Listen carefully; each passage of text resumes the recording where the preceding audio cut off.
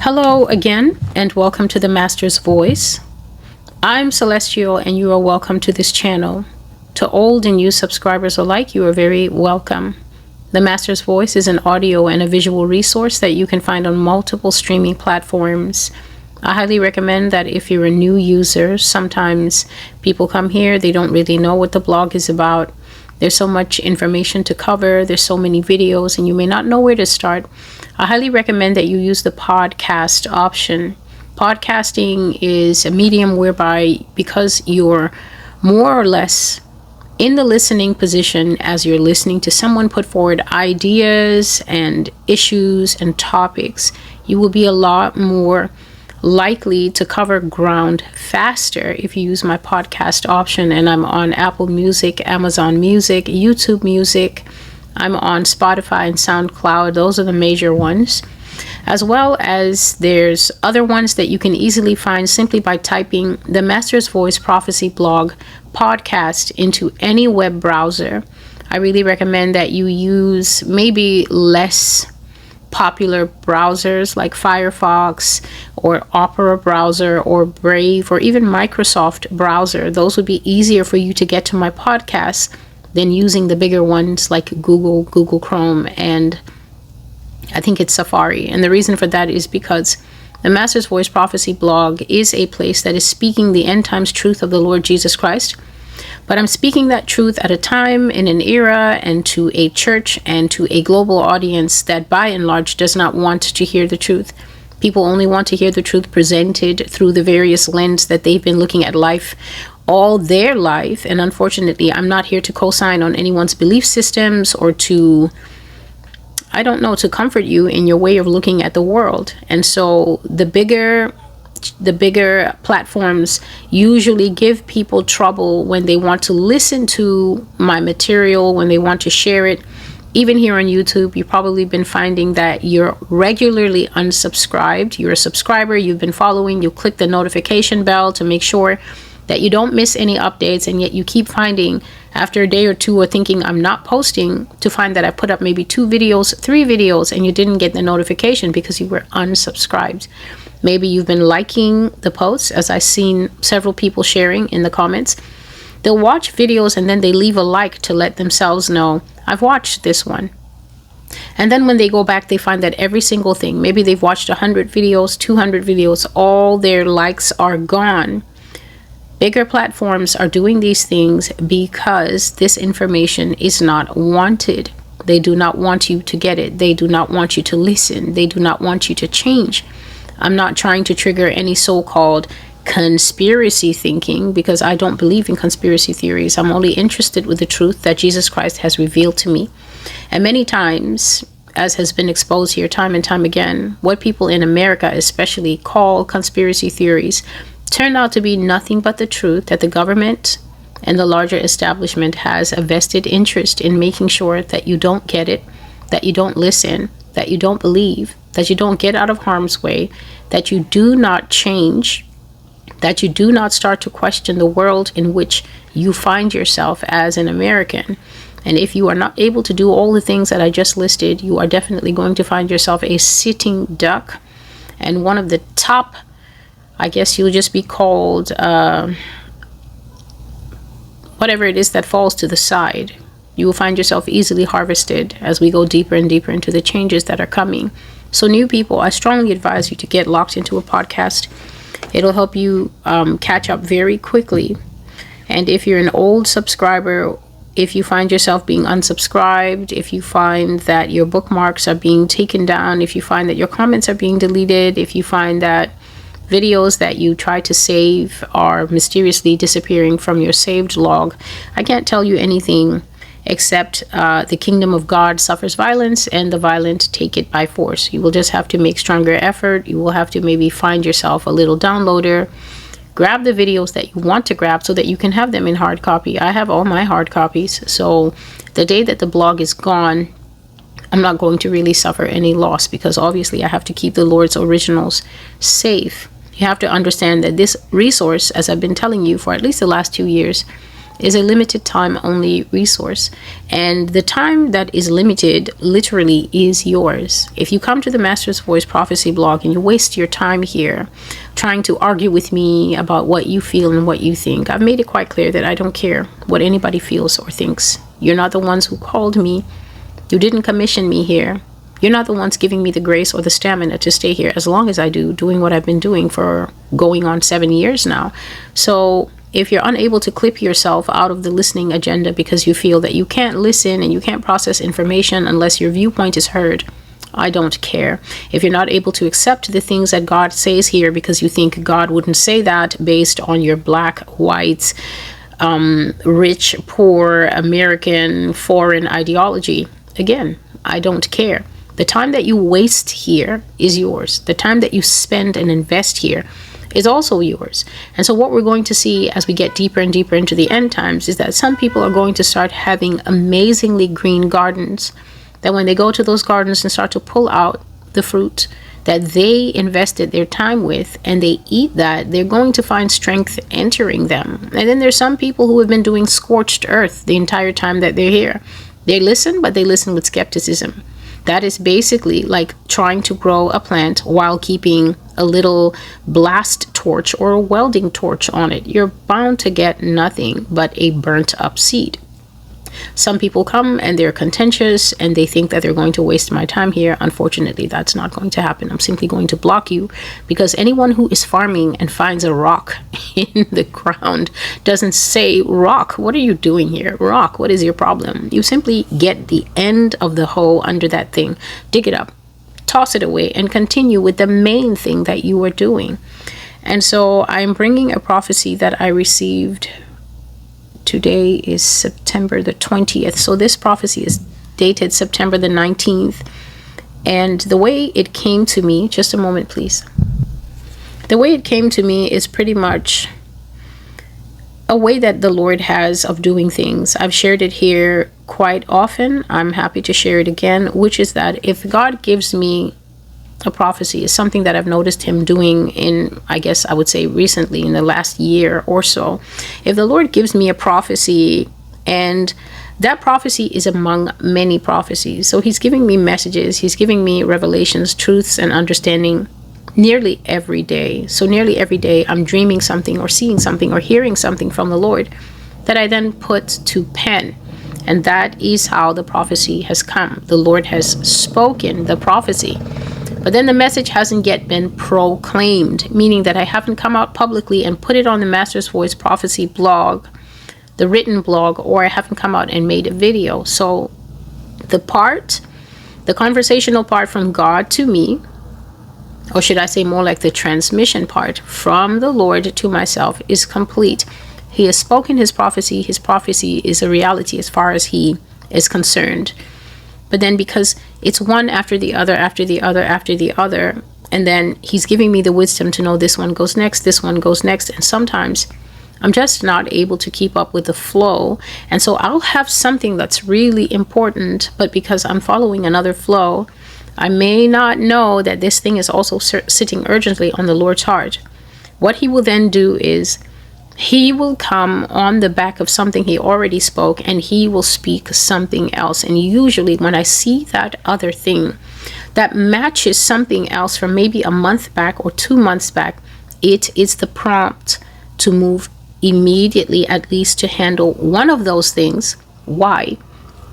Because it is important for it to have been proclaimed to people that this is something that is active.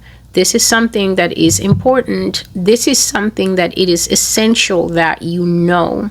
The danger in ignoring essential things is that if you are not aware of them, if you are not apprised of them, meaning if you have not been updated on them and informed with the necessary severity, the necessary warnings, and the necessary cautions that this thing is in play, this thing is active, this thing is happening and shall continue picking up speed, then you will continue living your life unaware that yet another, I can just call it yet another blade, has entered a world that is already full of blades. There are already many Master's Voice prophecies in play right now.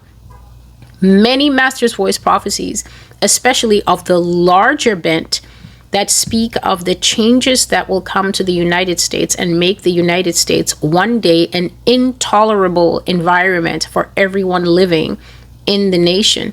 America will become intolerable for every single person living in the country. It doesn't matter if you're rich. There's prophecies that tell you how your life will be intolerable. It doesn't matter if you're of a certain majority demographic or if you are a minority in this country. God will ensure that every soul in this country, rich or poor, black or white or Asian or Mexican or native or free peoples, it doesn't matter, will be made uncomfortable, because God's plan is to make America an uninhabitable wasteland from which all life will either be driven or destroyed within the borders. So if you're not keeping that big picture in your mind and you're continuing to live following little interest groups, following little cliques, and following little networks, and following various causes, like this is my cause, then basically you're a person living on a collision course with God's big foot. One day he's going to plant that foot in the middle of many chests who didn't know how to listen, and then it's going to be a horrible time. And so this prophecy concerns women. This prophecy is a warning to females. This prophecy is, I pray, elucidation to females who at this time in human history are living in a way that is extremely questionable, living in a way as if, for instance, they have the same strength as men, they have the same speed as men, they have the same agility as men. There's something in the water that is rotten in the state of Denmark. There's something in the water that is informing the female of the species, women, young girls, basically adolescent girls even. We see this in the midst of them, that has made them forget that we are living in a time where men no longer see it as a bounden duty to adhere to certain norms. Men no longer see it as their job, for instance, to protect women. The only man who's going to protect a woman is the husband of that woman, maybe. Is the brother of that woman, far more likely. The father of that woman, we can't put any money there at all, because what fathers are doing to their blood daughters now, it doesn't bear a description.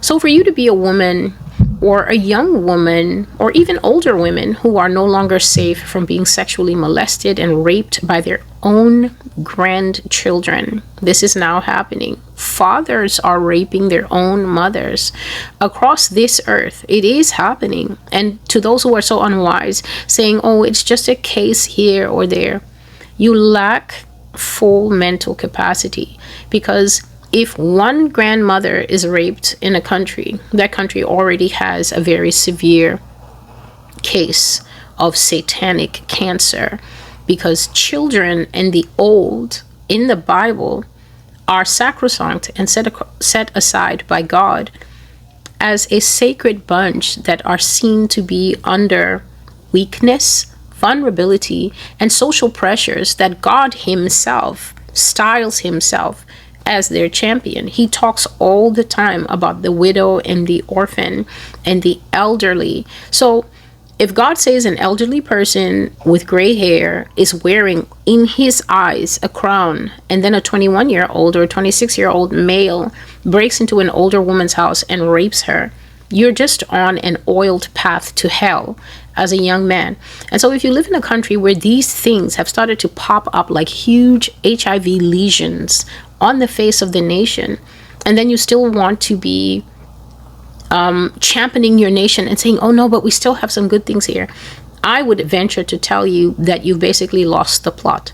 You're not the kind of person that has the mind that is able to understand spiritual things, because in the spirit, we talk about a God who is coming for a church that is without spot and without wrinkle. And so when your country starts to have the kind of spots that basically mean that Lucifer himself is in the building, and then you still want to talk about the fact that, oh no, we still have a healthy economy and we still have a good tourist system and there's still good things here, your child. And this blog is not a place for children.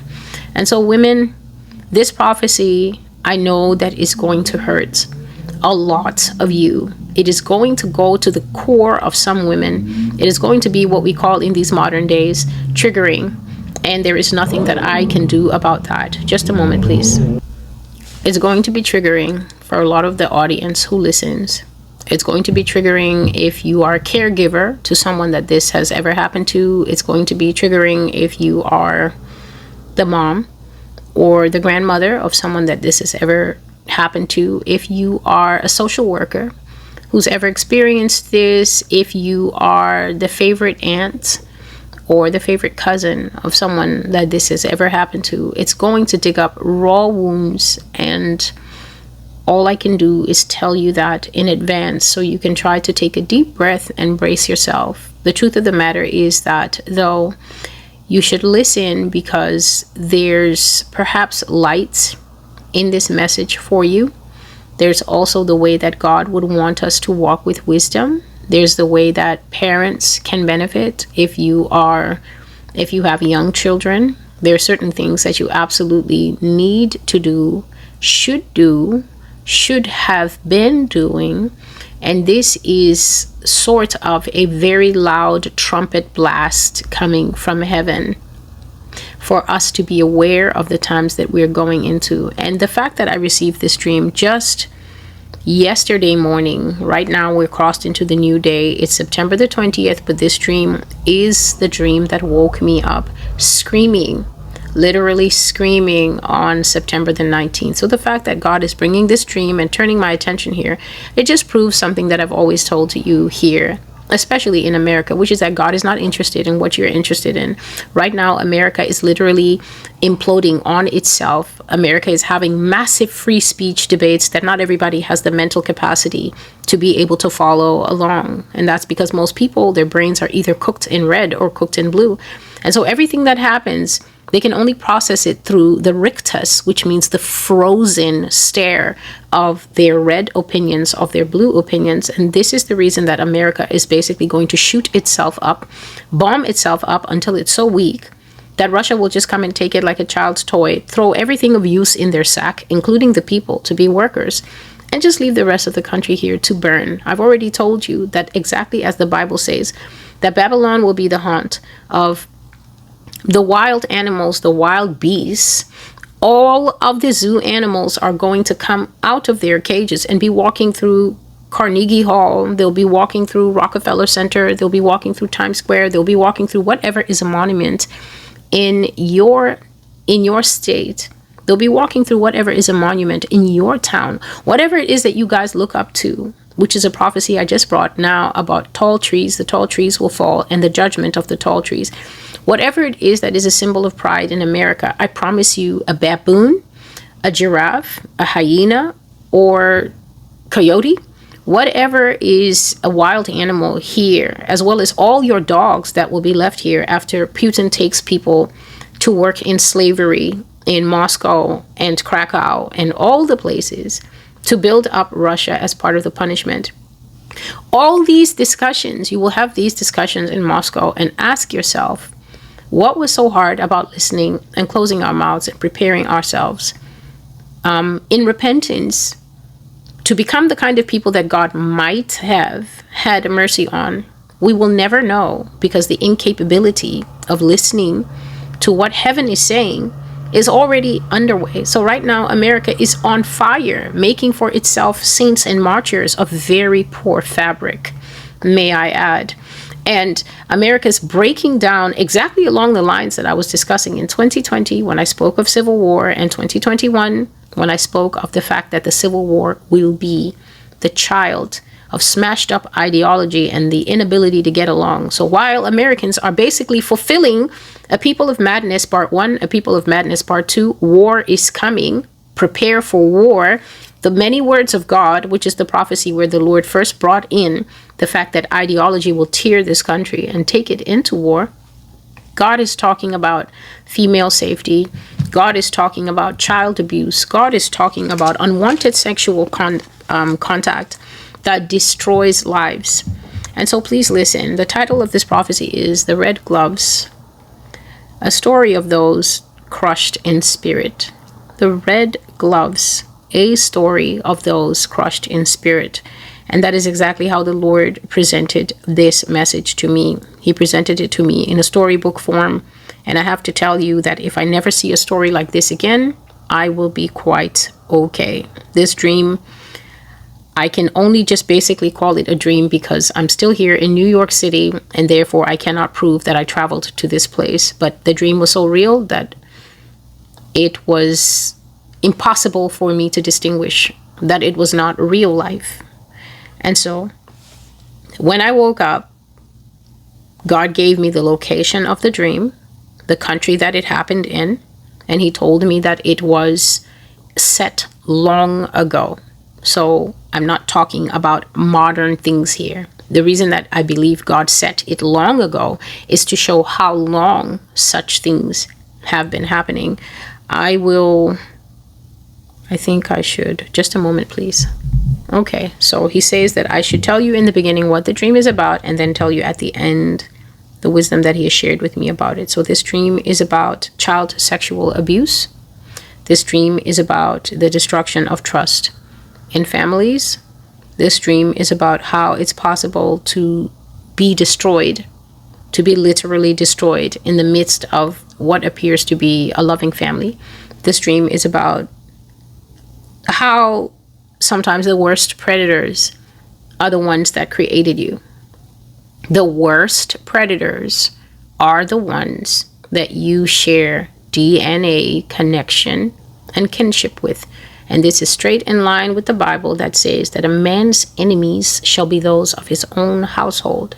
The idea that you are living in 2025, and so many of my subscribers seem unable to take the next step in the thought process, in understanding that although a person may be designated mother, designated father, designated brother or sister, aunt or uncle or cousin, it is absolutely possible for someone who is bearing one label that marks them as family to also bear another label that marks them as a predatory, stalking savage that will destroy you, that marks them as a narcissist that will destroy you, that marks them as a jealous entity that will never be satisfied until they work to bring about your downfall, or until they work to participate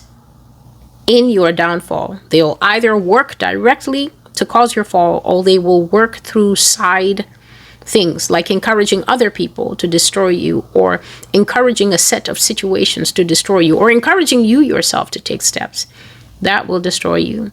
I'm going to read one Bible verse that the Lord gave me. He gave me a piece of it and I went and found the whole thing. I'm going to read one Bible verse at the beginning of this prophecy for your understanding. And I'm going to give you one Bible story at the end of this prophecy as a clear example that there is nothing new under the sun.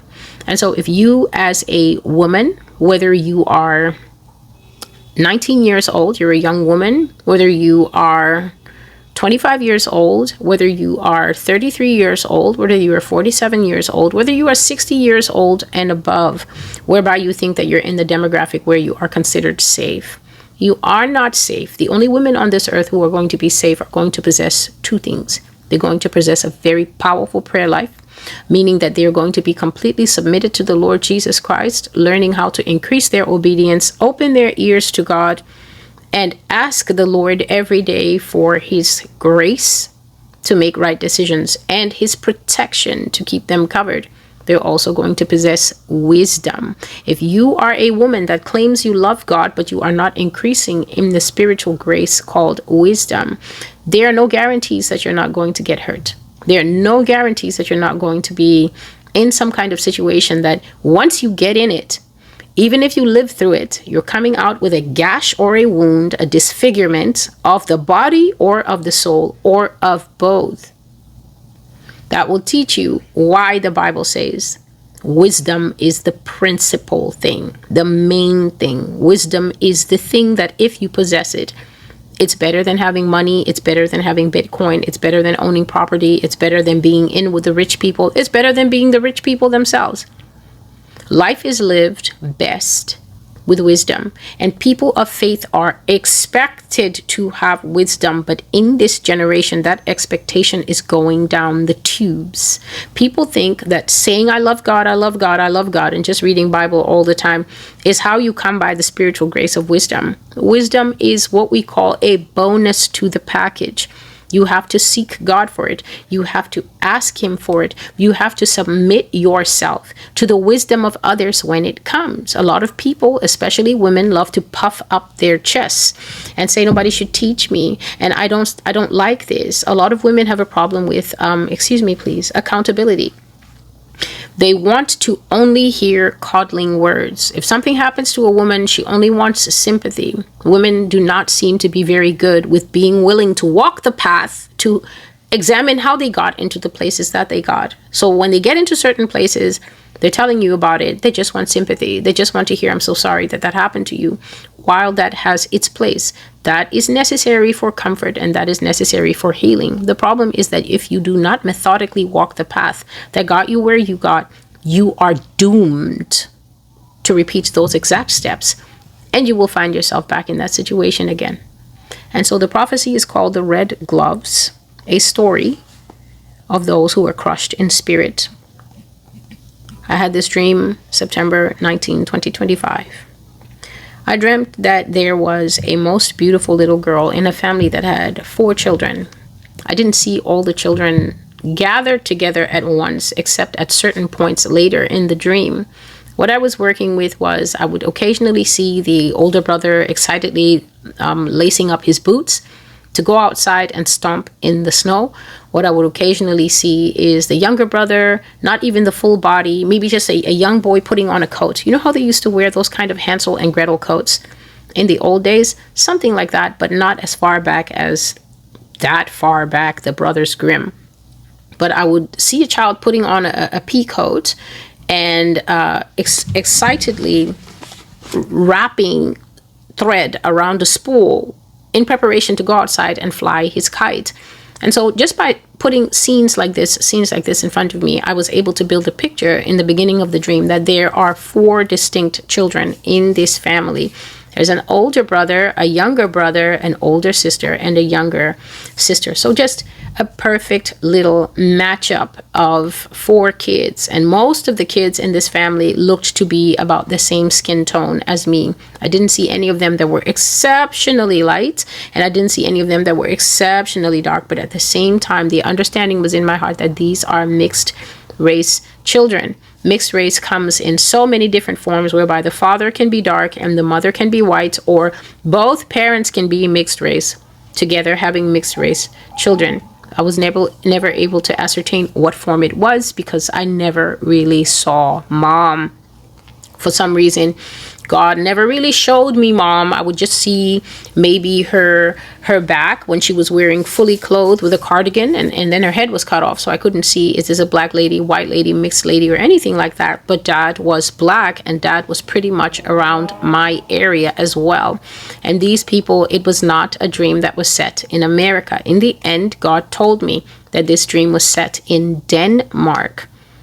This dream is a dream of basically Danish people, which surprised me because I guess I didn't know that black people were native to Denmark, but then there you go. So it was a black family, and they lived in an area that you would say was a kind of cultural mix. Africans were living there, Caribbean people were living there, more bohemian white people that don't mind living in a mixed area were living there. But this was a nice and an upmarket, wealthy neighborhood. I have the prophecy in front of me, but basically this dream is so fresh in my mind that I don't really need to look at it except for occasionally guidance. Now, of everybody, this being a lovely, happy family, the baby girl was the most beautiful child. God showed me the baby from the time she was laying on the pillow. She was born with a huge head of hair. And as she grew, her hair lengthened out and was just so beautiful. Her hair lengthened out, but it still had that loose curl. This child was the kind of child that cannot take an ugly picture. And the blessing of the kind of soul that God put in this child's heart was that she was not a selfish child. She was not an overly disobedient child. You know, they all pout at some point and they all say they don't want their carrots. But this was truly the kind of bright star soul that when you get a baby like that in the family, everybody just naturally tends to dote on that one a little more. She wasn't spoiled. She wasn't selfish. Being the last born, she had all the opportunities to be those things. But baby girl was not those things. She was a lovely younger sister who adored her big sister and also loved her brothers and her parents very much. And so what I saw was that one Christmas, okay, I think baby girl would be a little bit around 6 or 7. One Christmas, I saw that the family gathered, as they tend to do in, I guess, their living room or dinner table, it could have been. And the father gave out these beautiful colored mittens to all his children. And that's how it came to me in the dream. Beautiful colored mittens were given to all the children. Now, most of us, we just call it winter gloves because who's here from 1802? But in certain jurisdictions, I guess in the United Kingdom, they might still call it mittens. And whatever time period it was, these were called mittens. So each child had their own color. And as they were putting them on, I observed that this was top quality wool that these winter gloves or mittens were made from. The father had really gone all out. He had gone to a custom person. He'd had the gloves made for each child. And what the person did was so clever.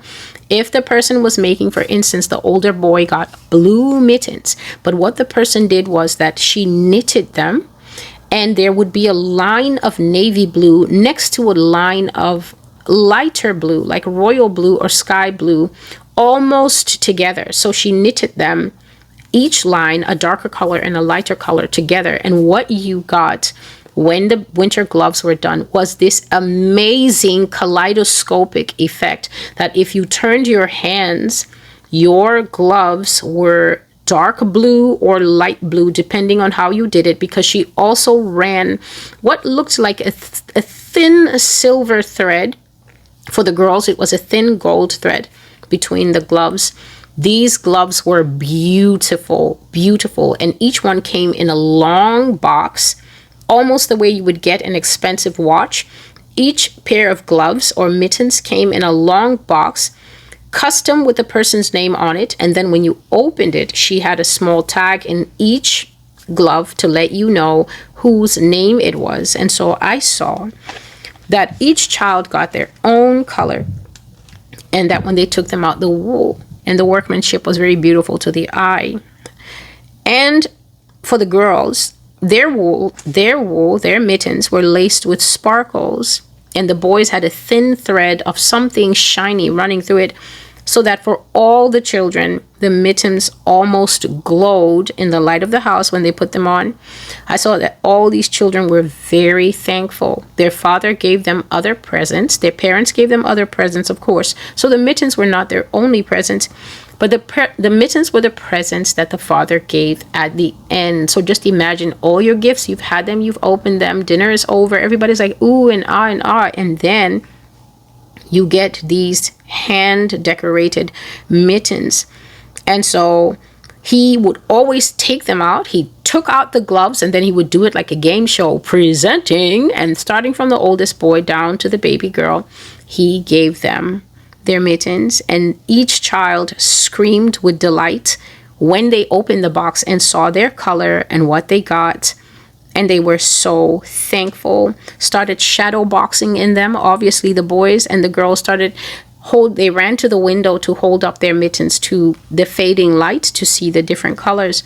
The oldest boy got blue. The younger son got green. The oldest sister got gold. And the baby daughter, who looked to be about maybe 6 or 7 years old, she got a strangely deep russet maroon red shade that really, I thought it was a little too grown up for her. But then again, she seemed so happy with her mittens, and she said something like, "Father, Father, I love them, Father." And she jumped up and she ran to her dad around the table and she gave him a kiss and a hug. And he kissed her back, he fluffed her hair, and then he said, "Oh," as all his children came running around the table to jump on him, and they were hugging him and kissing him with so much thanks for the gift that he'd given them for Christmas. And then the dream changed, and I saw this man sleeping with his baby. I saw this man hunching on his baby daughter. I mean, full on penetrative sex on his daughter while she held her two tiny hands to her mouth. And he had pulled up a burgundy red night dress. Okay, you know the kind of night dress. There's ruffles here. There's ruffles across the chest, hanging here. There's ruffles at the shoulder, ruffles here, ruffles at the side, one row of ruffles at the bottom, and then a panel, and then a longer row of ruffles. He had pulled all that up to about her chest area so that her upper body was exposed. And he was sleeping with his child, who was not yet 9 years old. So if anybody had come in, he would have been able to quickly pull the nightgown down, lean next to her at the side, and act like he was reading her a story. And that is what he was doing. He was having sex on that child as if she was a grown woman consenting to whatever he was doing. I was so shocked and taken aback by the way the Lord changed that family panel to this horrific scene. Exactly the way you feel right now. The way I did it is the way it was done to me. And so I was so taken aback by what I was seeing that I wanted to scream. I wanted to cry out. Afterwards, that man got off her and he went to a halfway bathroom on their top floor where all the bedrooms were going off in different directions. There was a full-on bathroom in the hallway, and he stopped there and he washed off. Then he went to his bedroom and he climbed beside his wife, who was honestly fast asleep. He stroked his wife's hair for a bit, looking at her. And then he turned on his side and he went to sleep. Now, from that moment on, I became sick in the stream. I was now stuck in the stream as an observer. I was sick in the dream, wanting to come out, but I could not come out. I was stuck in the dream the way you are stuck in the cinema when you realize halfway through the movie who the killer is, but the people in the movie don't know. And so you have to sit there and watch him killing them one by one as if you are a silent witness to his dark secret that they haven't yet figured out. And so the picture rolled and would be about 13 years old for baby girl. And the children all came clamoring to the table because dad was there for his presents. Presents were given, and then the glove colors came out. Glove colors were different for everybody that year, except baby girl. Her older sister got silver gloves. Her brothers one of them got this really nice kind of bare brown that was shot through with yellow markings. And the other one got what was put in my heart as lightning black, in that his gloves were mostly black, but all through the knuckles and areas where he would move his hand, it had silver thread. And so he really looked really good in his gloves. And the boys, being older now, they loved these more mature colors of mittens. They got other presents, but as always, when the mittens came out, everybody was just saying, "Wow, Dad, wow, thank you." And this is how you know it had to be long ago, because there's no child on the surface of the earth that's getting excited over winter gloves. You give that to a child now, the look that they would give you of betrayal, like, "Woman, do you even know me? Sir, are you really my parent?" But these children were excited about these mittens. Everybody was saying, "Thank you, it's what I wanted." But the baby daughter got burgundy red, russet red gloves, and her face fell so bad in disappointment to see her brothers and sisters getting different colors while hers remained the same. Yet she was a polite child, very angelic, although she was carrying a painful secret. And then the scene changed again to the father raping her in her bedroom, covering her mouth with his hand this time, while she was fully unclothed, wearing nothing, and he was wearing nothing too. The little girl was screaming under his hand, but the way that he had pressed his hand on her face, covering both nose and mouth, it showed me that this man didn't even care if this child choked or asphyxiated before he finished doing what he was doing. When he finished, he leaned to the side and he said something in her ear, like he always did.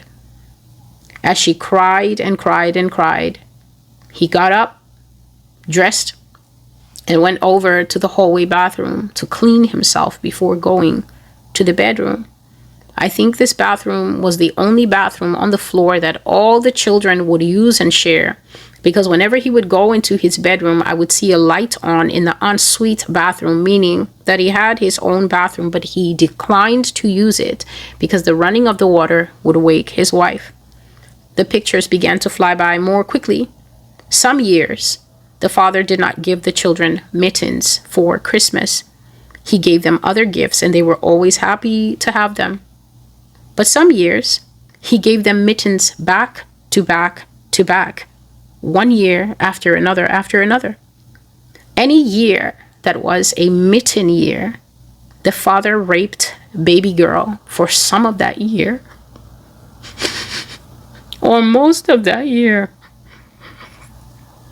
In a year that he didn't give them any gloves as presents, in a year where he skipped giving the gloves at Christmas, he didn't touch her at all, and he seemed to be totally focused on his wife as his correct sexual partner. Excuse me, please. As a result, when mitten years were coming back to back to back, or if he would skip a year or two, I saw that the youngest daughter hated Christmas with all the heat and the passion that she could muster in her growing body, while her siblings looked forward to it as a kind of mystery, because nobody ever knew, is this a year that dad is going to give us mittens or not? And so the siblings would plot toward it, not because the gifts would be better in a mitten year and bad in a year without mittens, but it seemed to be a little mysterious family saga where you couldn't tell if he was going to do it or not. And these were quality gloves that the children kept and protected very well. And so they were gathering up these things, marking them in their childhood. But to the baby sister, it seemed to her that her whole life was sitting in the balance of whether those expensive custom-made glove boxes were going to come out at the end of the Christmas dinner or not. If they did, she knew what that would mean for her. This girl was growing up in the house, still beautiful, so lovely a child, but she never told anybody, not her older sister and not her mom, and certainly not anyone else, what was happening to her, until I saw that baby girl at 21 years got up and ran away from the house. At 21 years old, God showed me that the years just before 21, 19, 20, and 21 were all mitten years, back to back to back. And so this child got a job, and she fled from her childhood home, and she never ever went back. I saw that her mom would call her, and they would talk, and she would be pleasant, and she would tell her mother what was going on in her life and where she had gone to. Apparently, she had gotten a good job, and she was diligent and faithful in her job. And so from what she would say to her mom, it seemed that she was going to other destinations, other places. But she never ever answered her mother when her mother said, "When will you come home, dear? We haven't seen you in a while. I miss you, my darling. We miss you, especially your father. You were always his favorite, and he wonders why you don't come home to see us anymore." So I don't know what the girl would answer her mom when her mother would say that. I just know that I never ever saw her go back to the house. Then I slept, and I had another dream. I saw a young woman at the mall with her older sister. The two women were looking very beautiful now. They had grown up, but the younger one was still the most dazzling of all her siblings. This is a second dream that I had. She said to her sister, "I'm so glad for us to have some time to ourselves. It's been so long. I've missed you so much." They were at a bowling alley, it seemed like. They smiled and they hugged for a while. the younger one doing more of the talking, telling her sister about the life that she had lived when she left their childhood city. She said, "I've had time to travel and see the world. I even met someone and we're dating. I'm not that serious in it, but he is. He's totally given his heart to me, and because of him and how he loves me, I think I could settle down." And her big sister smiled with excitement, asking for more details. And she sat and she let baby girl tell her all her stories. And I was looking at true sisterhood. I saw how the older sister laughed at her jokes and how she described the people that she met as she had traveled in life. She heard all about her younger sister's work and the decisions that she'd made in life since she left home. The younger one was 28 years old at that time in the dream, about to turn 29. And the older sister was 32. The younger sister had a habit of looking at her big sister like the sun was shining on her big sister. And God was showing me that these women really loved each other. And I felt so blessed to be looking at people who truly love one another in their family. However, something was bothering me in this dream. Something kept coming up in my mind, but I couldn't remember it. I also saw something in the younger woman's face now and then as she was speaking to her sister. Something like a cloud or a shadow would pass over her face. It is almost as if when you're having a conversation and the conversation comes to a peaceful rest, like a little rest area, a pause where if you had a secret, if you had something that you wanted to tell someone else, that would be the perfect time to start with. You know, there's something I've always wanted to tell you. But every time they came to a comfortable silence, the younger sister didn't say anything. She paused like she wanted to, but then she would decide something internally and she would take a new angle of discussion and she would say something else. I also felt that there was something that she should say, but I couldn't exactly remember what exactly she should say. Every time I turned to try and grab that thought of what she should say, it ran away from me. I literally saw it running like a person off into the darkness, like something that didn't want for me to see it. So instead, I just watched the dream and looked at the two ladies chatting until the older one said suddenly, Oh no, they're expecting us back for dinner. We have to hurry. Mom will be so mad if we miss everybody else arriving and they end up having to wait for us." And so they both held hands and they ran outside. A 32-year-old and a 28, almost 29-year-old, for baby girl's birthday would always come shortly after the Christmas period. They ran outside and they caught a cab and they made it back to the house just as older brother, confident older brother, who was now 33 years old, the first boy, was entering the house. Everybody else gathered in the living room, talking at a mile per minute, laughing so long and loud that honestly, you could tell that they hadn't seen each other in a while. Everybody was so happy to see everybody else talking at the same time, trying to get all the details at the same time, that mom kept saying, shh, calm down before the neighbors complain. But honestly, nobody was listening to her. Everybody was so excited to be back together again, so much so that younger sister, who was not usually the loudest one, was talking even more than younger brother, who had always been a troublemaker and a firecracker.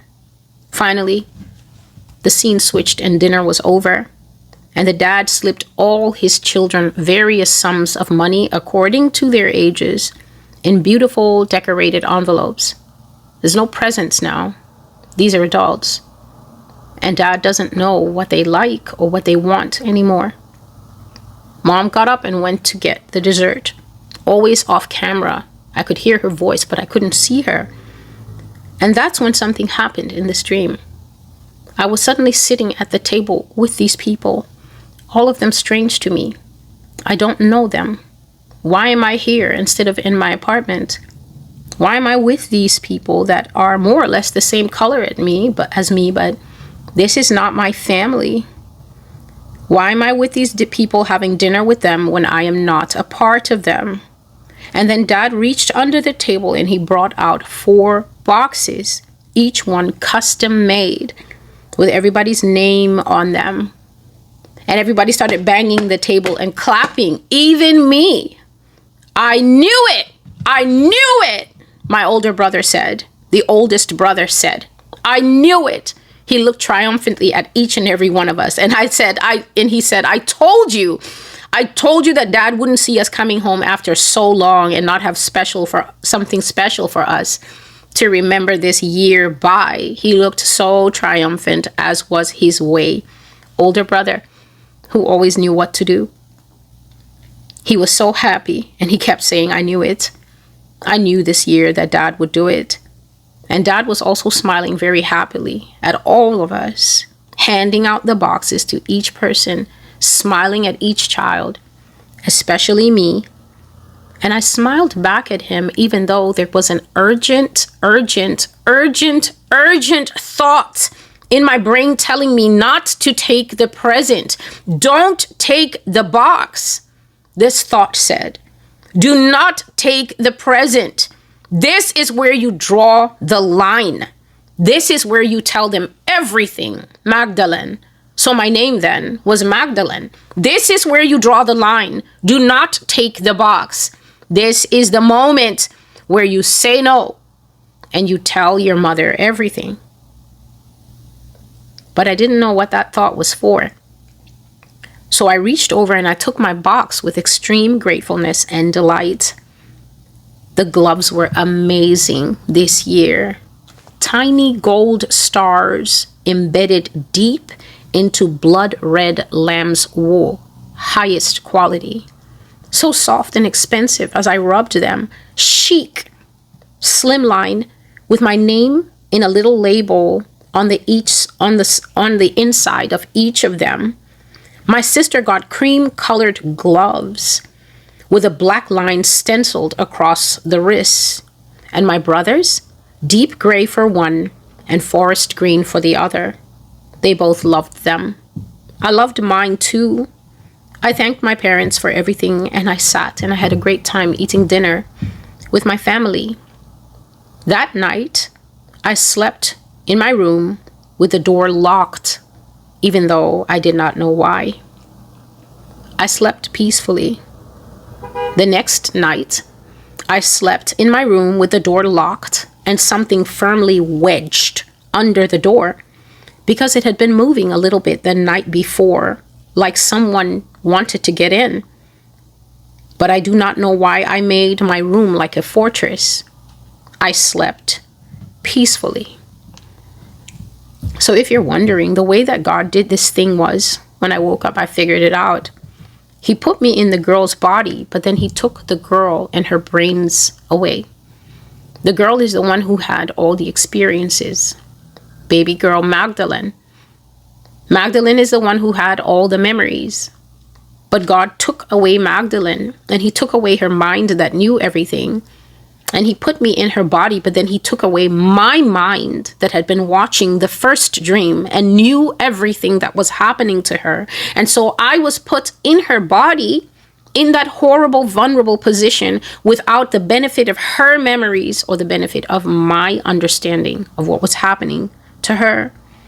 So when I got into her body without her brains or my brains, I didn't remember anything that I had seen of that poor, destroyed little girl's father and what he had done to her across all the years of her living under his roof. I was in her body like a brand new individual without the benefit of her terrible experiences to warn me, or without the benefit of my dream knowledge that I had seen to warn me. I was like a new person living with a family that I didn't know. But the muscle memory from the past in Magdalene's body knew the house and the man, and that body was doing what it had to do. So Magdalene locked the door, and Magdalene put something like a shoe heel. You know, a shoe heel is shaped exactly like the way my hand is. It's shaped like a small triangle. And when you stick it under the door, if someone tries to push the door, it only gets harder and harder to open the door. On about the third or the fourth day of me staying at my parents' for the holiday, I came downstairs from a nap. I freshened myself up and I thought to myself, why not go into the city to have some high tea and maybe even do a bit of sightseeing? That was the very moment that my dream father came back to the house. He was coming from out, and he didn't think that anyone was home. He thought we had all gone out with mom or on various errands by ourselves. He didn't know that I had fallen asleep and I had been in the house alone for a while. When I came down the stairs into the narrow hallway, my father had just come in and shut and locked the door, and also entered into the narrow hallway. I said hello to him. "Hello, Father." And I was tugging on my red gloves when this man spoke to me with a completely different voice than he had ever been speaking to us in the house. He spoke to me with another voice that caused all the brains to come crashing back into my body. Magdalene's brain and Magdalene's experiences came crashing back into Magdalene's body at the same time as Celestial's brain, that had seen the first dream and understood everything that happened to her, came crashing back into my body. And the mind that I had had when I saw this first dream of this man methodically and utterly destroying by unwanted, forced, full sexual contact. There's abuse that's not full sexual contact. They touch, they rub, they make a person look at porn with them. They say all kinds of inappropriate things to that person. And then there's full sexual contact, where a man sleeps with a child, a girl or a boy, as if they are a fully consenting adult. The knowledge that this man had been having unwanted, forced, full sexual contact with his own flesh and blood daughter year by year, all of that came crashing back into my head. And I stared at those red gloves on my hands as if I was staring at two dead bodies that I had willingly put on my own hands. I actually lifted up my hands, turning them back and forth and looking at them. And then I looked at him with total shock and total realization.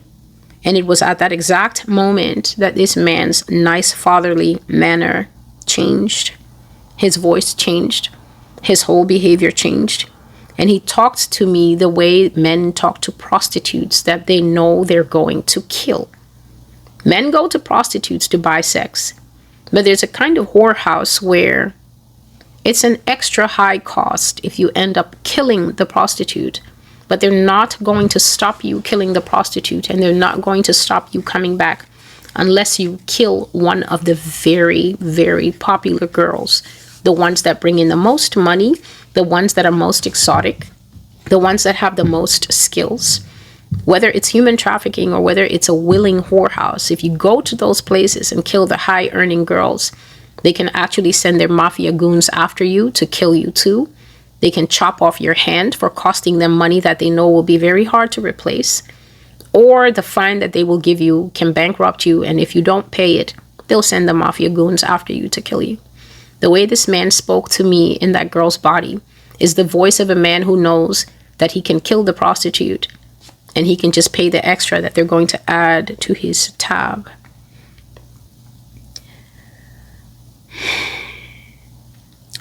And this is what this man said to his own child. "You didn't obey the signal. Are you going to let me sleep with you or what?" Except that the word he used was not sleep with you. It was the F word that he used to his daughter. And when he said that, his face had this mocking and disdainful look, like when your ex, who goes around telling everybody how trash you are and that he hates you and he wasted his time with you, is still coming after you to ask you to come back. Schizophrenic. I screamed and I lunged out of that narrow hallway through the only door that was next to me, which was a door into a little parlor that we had. Some people call it the sunroom because the way that it's positioned in these countries, it's positioned to catch all the best light, and that room stays sunny and lovely even well into winter, which is why the family loves to sit there, read books, listen to their music and things like that. I lunged into that small parlor that we had on the ground floor, but that man, my so-called father, had anticipated that, and as I lunged, he leapt sideways as I leapt sideways, and I ended up caught full body in his massive arms.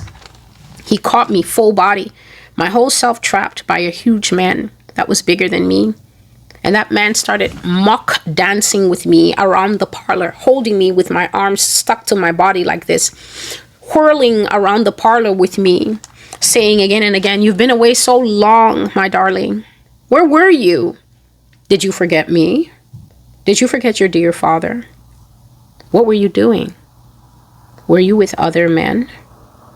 Have you been laying with other men? You didn't obey the signal. You locked your door, my dear. You didn't obey the signal." And I'm going to put my notes aside here because I will continue the rest of the dream from memory. I only had it less than 24 hours ago. As this man was moving me around the parlor, I was fighting, and I was fighting for my life. The parlor had 2 sets of windows. 2 of the sets were facing inside the yard that we had, the house that we had. This house, by the miracle of God, was on the corner. And if you've ever had a corner house, you know that the only way to protect your house from the literal street where people might see you as they walk by is to build yourself a tall fence. But the thing with the parlor is that they built the fence whereby on one side there was a gap between the house, but on the other side it was against the municipal law to have the fence there. And so 2 sets of the parlor, one faced the wall. If you looked out of the window, you would see our tall and protective wall. If you looked out the front, you would see the basic main high street, but there was a shutter that was always kept down for privacy. But towards the back, because the city wants you to keep your building flush with the street, that window faced into the actual street. So as he was dancing with me and mocking me, these windows were very strange windows I've never seen before. The windows had a key that you had to turn twice, a literal key hanging there, a small key. You had to turn it and turn it again, and then the window just spring-loaded itself and went up. When he was dancing and being crazy with me, my hand turned the one that faced into the wall, and the window went up. And when he heard the window go up, his rage magnified, and in a reflex, he wrenched me, but I came out of his grip. He meant to wrench me away from the window, but I came out of his grip. And by the grace of God, I came upon the window that led to the street. I hit it, but at the same time, I turned the key twice. I stuck my head out of the window. So I'm basically backwards through the window with my head out. People, I tried to scream. Let me tell you that women who have been molested in this way, women who have suffered in this way, you really should not open your mouth to women and men as well who have gone through this thing. I never knew that it is possible to lose your voice, to lose every piece of saliva in your mouth, and to also have your tongue form something like mud. I never knew that it was possible. My profession, I've been speaking all my life. My natural ability that God has given me, I've been speaking and expressing myself all my life. I never knew that it was possible for your voice to finish when you haven't been using and abusing it in public speaking and talking and everything. I didn't know that.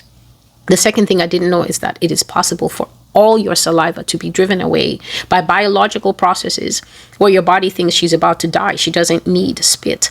Anyway, I also didn't know that it is possible for your own tongue to magnify itself until it literally becomes like a rod in your throat and in your mouth, and it becomes like mud. Mud is very choking. That's why we don't breathe it. Mud is not for breathing. Mud is known to be thick and cloying. My spit disappeared. My voice disappeared. And I could not make a sound. My tongue was basically like mud from my mouth area all the way down into my chest. There was a guy walking outside along the street, Everything was like slow motion. He's a tall, strong black guy. He was dressed so smartly. He had one of these things that they call a bowler hat in gray with a black band. He had a sharp gray suit on with a very expensive gray wool coat. He was walking with extremely shiny shoes.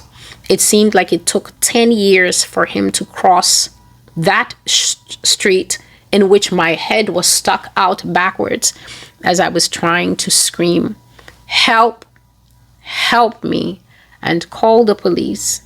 I screamed those things so many times, and the sound I made was, me, call police. I felt these things in my actual sleeping body. I thought that was it for me today. I thought I'm going where so many millions of women have gone. Because I'm stuck in this dream. I can't get out. I don't know where God is. And this man, seeing that I could not move, I could not talk, many times he had probably observed Magdalene like that, unable to speak, while he was violating and destroying her very soul, crushing her in spirit, this monster. He wasn't even trying to pull me out of the window. He was humping on me while I was in the back in the window, saying to me, "Oh, my dear Magdalene, it's been so long." I was trying with everything in me, and I thought to myself, this is it for me, because this girl is not even here in this body. This is me. And then the dream, the force, the pressure, the man, the alley, my head, that window, the guy disappeared, and I was screaming with actual full voice. I woke up this morning screaming, actual screaming. I know my neighbors heard it. Police, police, call the police. Call the police. I was screaming for my life, sitting bolt upright in bed, giving it the whole 10 tonnage that my lungs are capable of. It was a couple of seconds before I stopped screaming, "Police, police, call the police. Call the police. Call the police."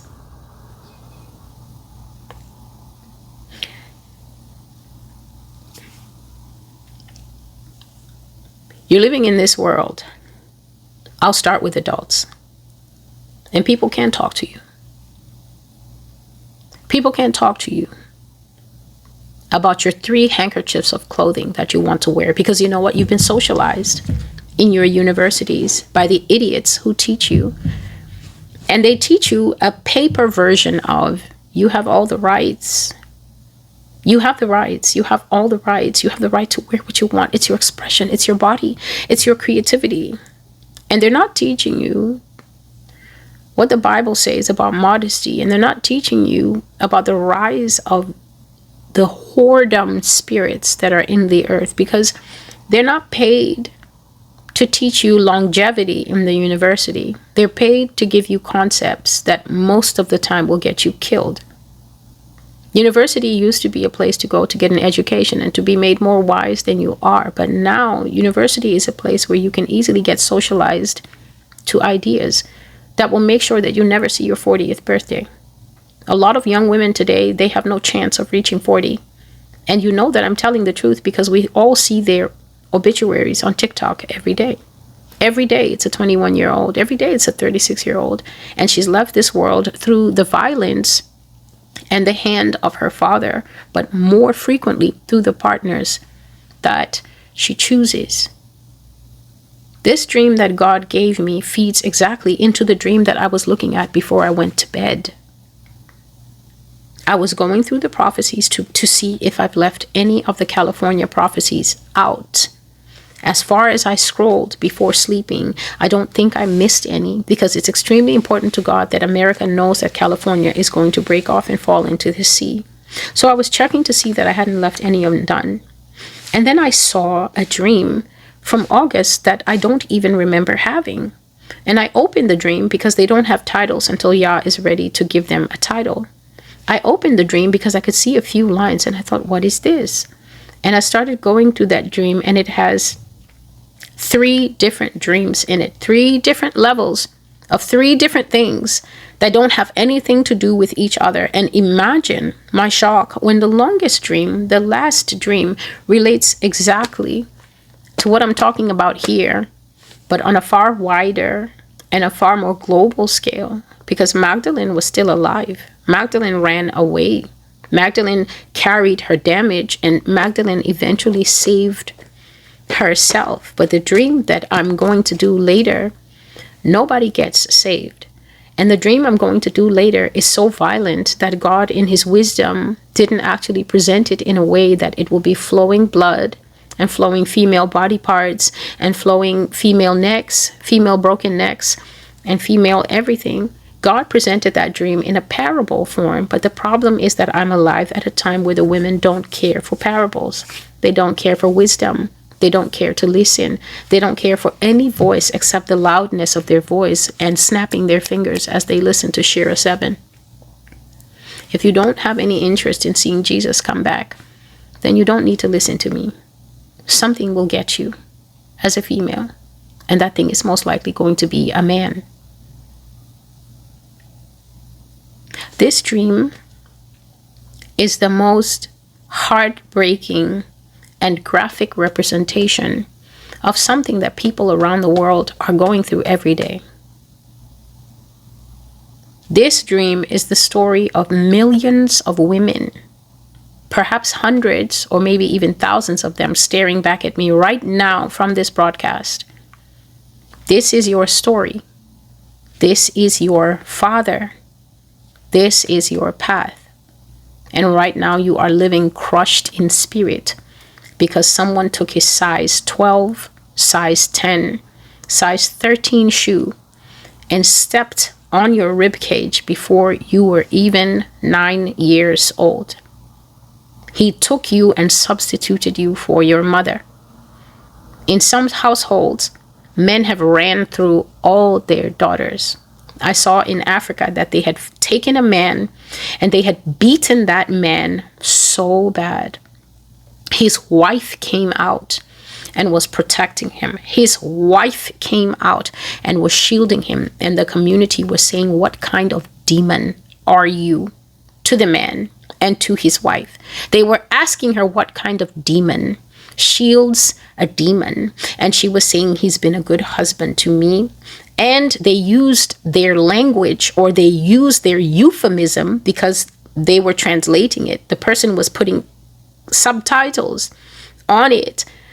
The man who was the chief beater said, "What kind of man eats all his daughters? What kind of a man eats all his daughters?" And then he turns to the wife and he says, "Are you aware that this man has eaten all your children? Are you aware that you do not have a daughter who has not been touched and slept with repeatedly by the father?" And this woman dropped her head, letting everybody in the circle of beaters know that she did indeed know, and she was still standing by her man.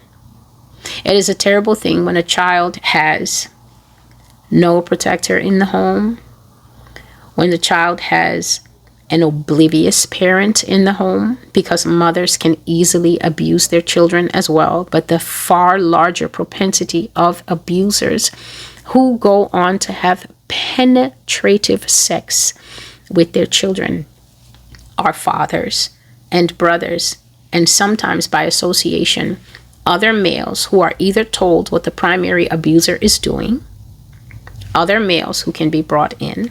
Right now, the Menendez brothers are sitting in prison because their father sodomized them until they basically lost their minds. Those men were not justly sentenced. Those men have been unjustly denied their bails.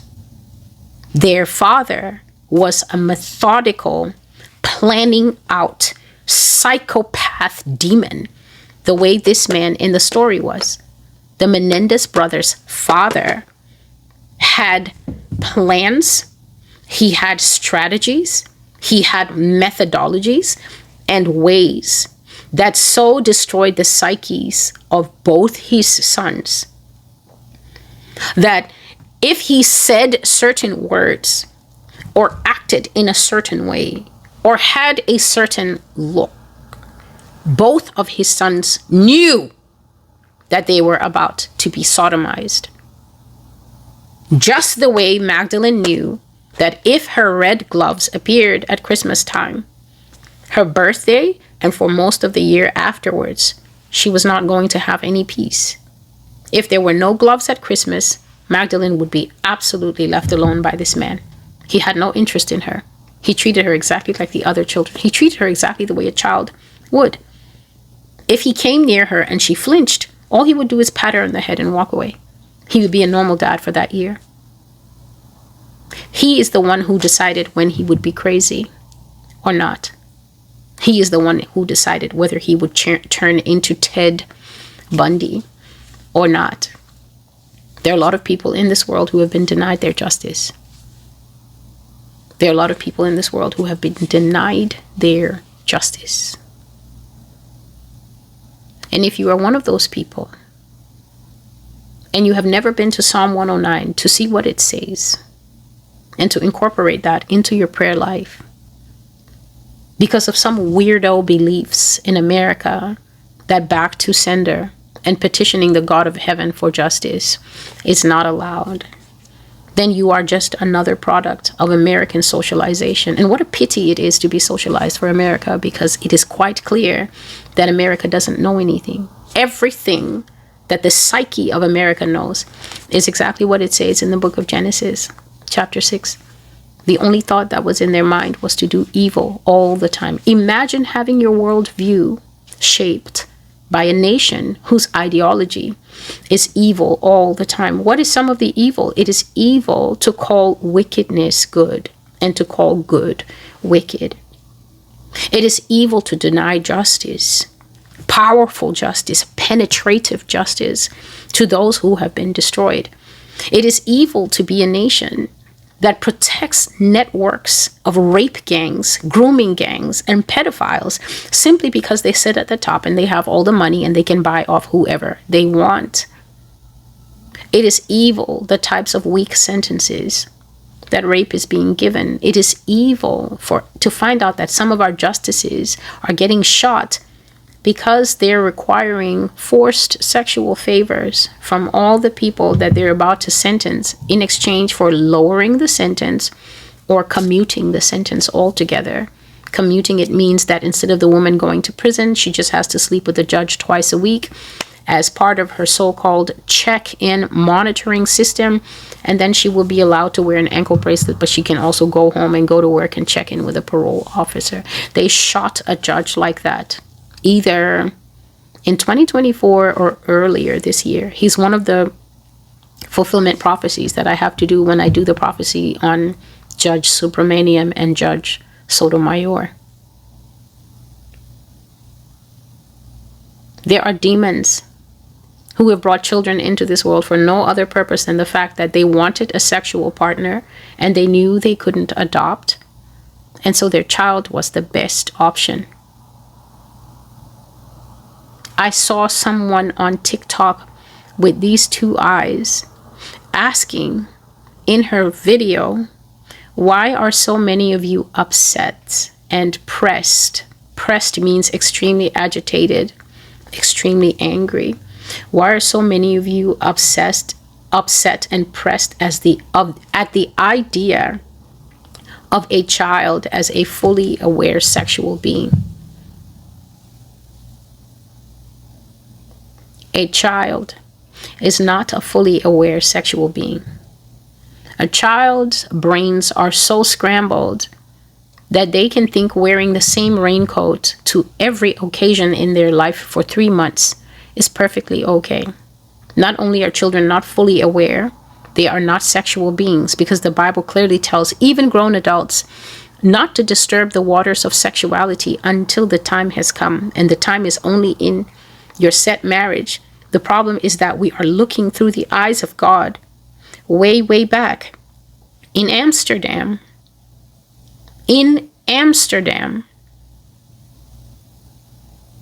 at a family that was not even poor, not even middle class, but definitely upper middle class. Money was coming out of that man's pocket for those presents, for those custom-made gloves. Money was coming out to maintain that family, to be able to afford a parlor. Not every, according to what I know of Commonwealth homes, not every home has a parlor. You have to have a certain amount of money. Some people live in townhouses, and those are not the townhouses that we know. They live in what is known as council houses. They barely have enough room to live in there. And sometimes a family of about 6 or 7 can live with one kitchenette, one bathroom that they all have to share, and everybody goes off to various jobs just to try and do something to put money so that they can keep that council house and not get rezoned out of there for delinquency in rent. I have been sitting here by the Holy Spirit, prophesying year after year that children are going to be forced to become sexual partners on the books. I'm talking to you about incest, that if that child hadn't run away, she might have at any moment taken pregnant and brought in a child that was also her father's child. Her child would have been her sibling, her brother or her sister. This kind of close relation is forbidden in the Bible. You're not supposed to touch your close relation. If you are in a place where touching of close relations becomes ubiquitous, there are demons in that location. And demons are never free in locations where the Spirit of God is moving around, where the people are Spirit-filled, where the laws of God are being generally adhered to. But Amsterdam are the people that have red light district. They have naked women standing behind glass doors that people can pay money to go and look at, something that has been replicated in Vegas and many other parts of the world.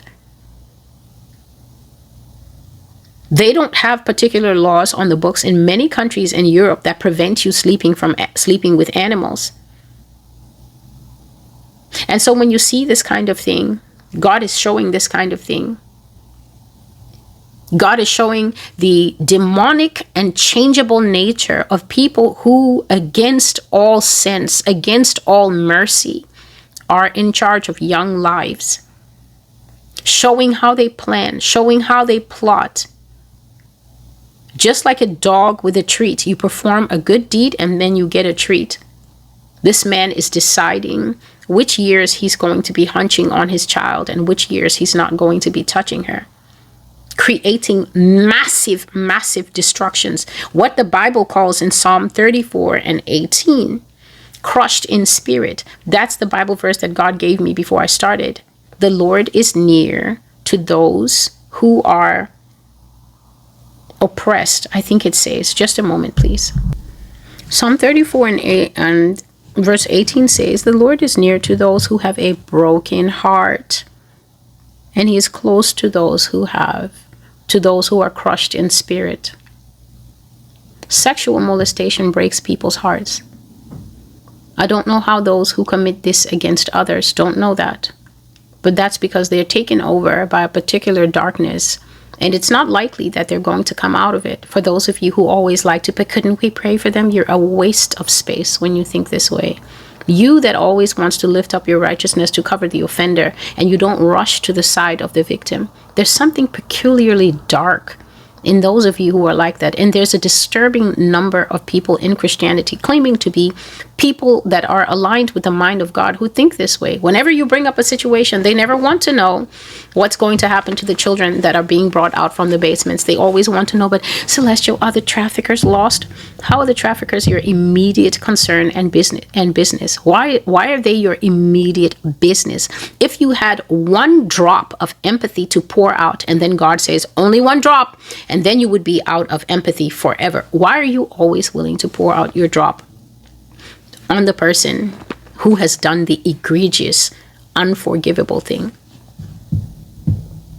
This Bible, the same one that I own, I'm pointing to the Bible on my computer, and I have a hard copy here in my hand.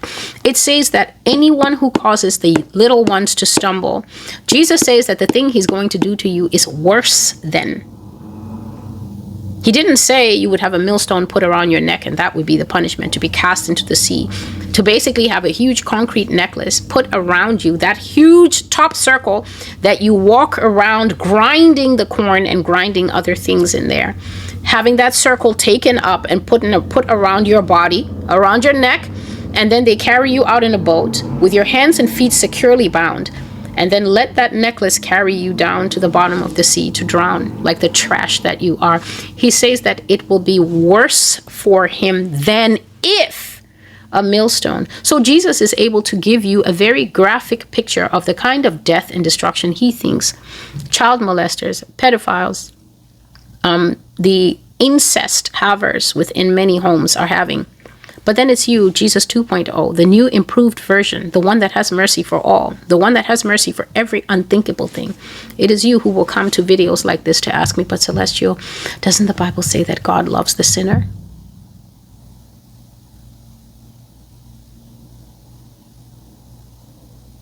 Crushed in spirit.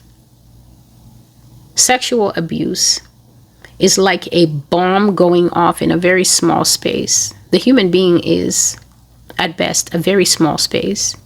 We know that the human being is a small space because if you leave people alone enough and you stress them enough, they can kill themselves. If the devil gets a human being alone enough, he can make that human being delete themselves, as the children say, destroy themselves, complete and total, utter suicide. It is possible to show you that the mind of the human being can be made into such a narrow and a small and a tortured space that people stop thinking properly, and then they start to think that it would be better if they were not here anymore. That's how small and contained the space of a living human being is. And then into that tiny space where formative processes are going on. Do I like red? Do I like purple? Do I like green or blue or silver?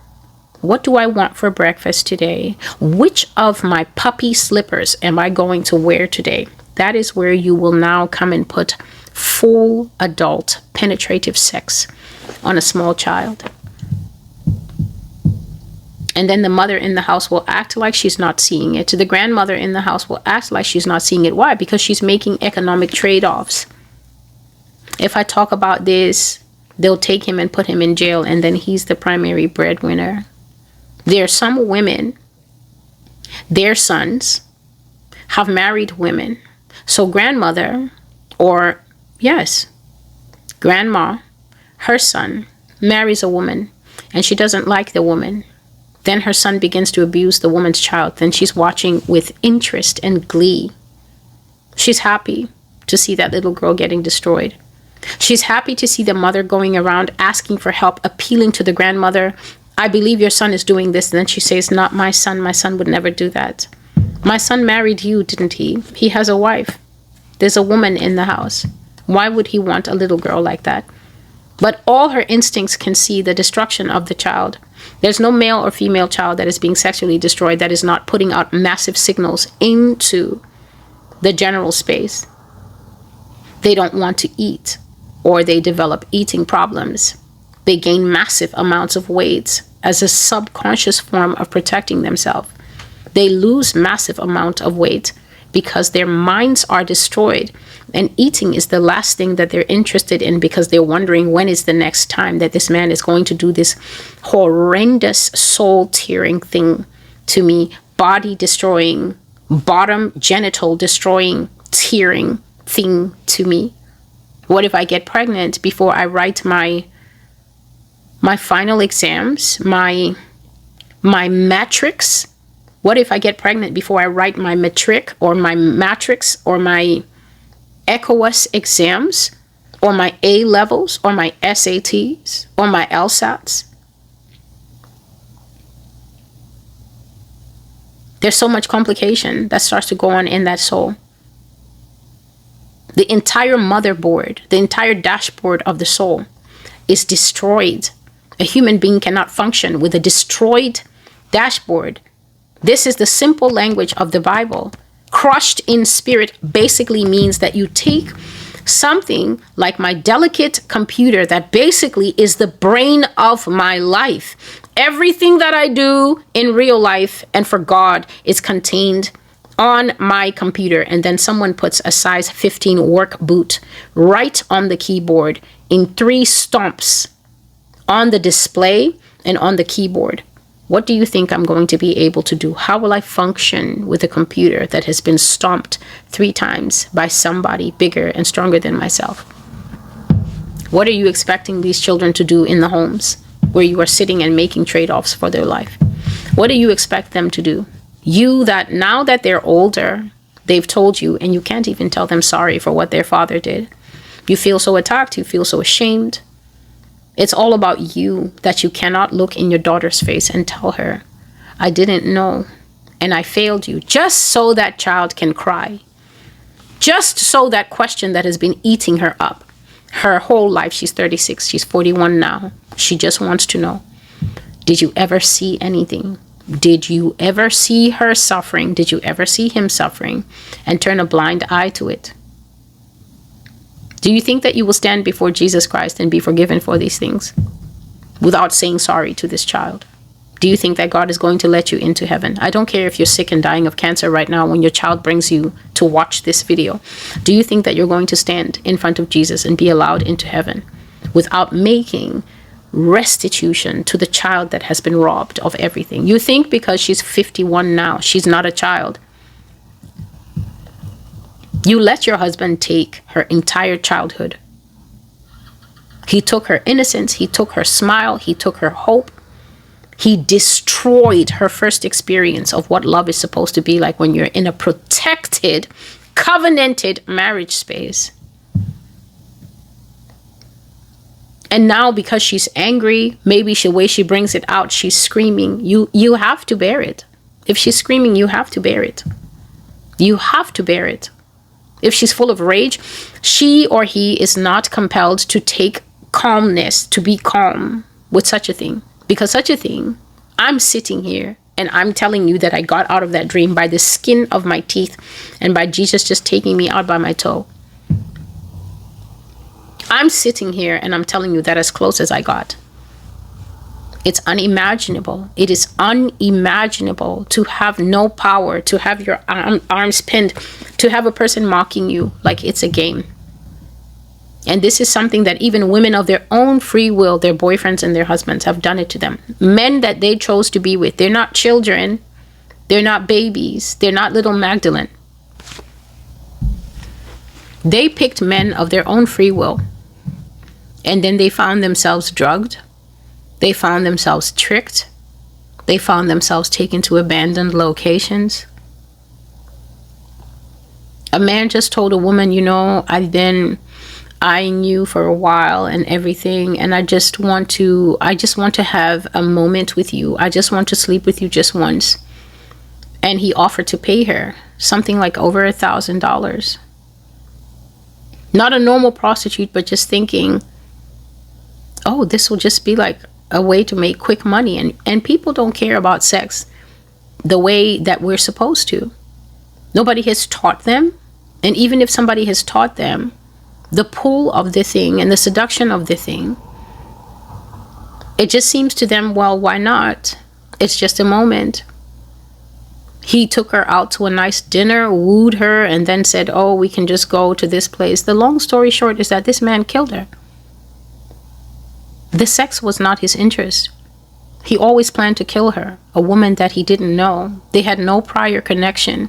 It's not like they dated and had an acrimonious ending or anything like that. And even if the ending of a relationship is acrimonious, who told you that it ends now in capital murder? Who told you that the way that you end a relationship that somebody says she doesn't want to be in anymore is that you pour gas on her, petrol to those of you in Africa, and you set her on fire? Or that you kill her baby in front of her and then kill her and then kill yourself and hang yourself in a tree? Who told you that femicide is the answer to being told, I don't want you? Where were your parents to tell you that rejection is part of life? And it's definitely part of the wooing and pursuit cycle between men and women. Who told you that it ends in death? Because you say so. He killed her. He always intended to kill her. He saw her, he marked her, and he intended to kill her. I had a subscriber come here and tell me, Celestial, after watching one of your videos that warn women, and I have so many of them, I can't remember all of them. The only one I can remember is the one, 2 of them came before this video. One of them is called Safety First. If you're female and you haven't watched that video, Even though the video has been there, I think since 2024, I strongly advise you to watch that video. It is called Safety First. Another one is called, I think it's called What I Saw. There's two of them, What I Saw Part 1 and What I Saw Part 2, or something along those lines. That was the one that I brought out years ago, where I said that God revealed to me that men get into rape chat groups. Those who are seasoned rapists share how to do it without getting caught, how to destroy the evidence, how to leave the woman with no proof of what you did to her. And those who are the rookies sit in respectful silence and listen. And then 3 years later, because I think I brought that prophecy out in 2021 or 2022, 3 years later, one of the biggest cases that has broken is that Dominique Pellico was part of a rape group, or maybe there's separate instances, but Dominique Pellico was part of a rape group, yes, that was bringing men. He brought hundreds of men over like a period of years to rape his drugged wife. But then it was also discovered a rape chat group with 70,000 men. I ask you, in the name of God, when we on this earth are hearing about rape groups that have 70,000 willing male participants, then where do you think we are? Where do you think we are spiritually, that your brains are cooked by what the Republican Party is doing or what the Democrat Party is doing? What the Republican Party and the Democrat Party are doing is getting ready to destroy this country and destroy themselves, so we can just go into the peacefulness of a civil war. And then when half the people are dead, whoever has brains and is still remaining, whoever doesn't want to get caught up in Democrat Republican storylines, whoever actually clings to Jesus Christ, who is the only true wisdom at a time like this, then we will start to look at the part of the Bible that says the meek will inherit the earth, even though America isn't anything to inherit. Spiritually speaking, when you hear that 70,000 males, that is almost 100,000 men, got together in an online group and were willy-nilly sharing what is little more than porn.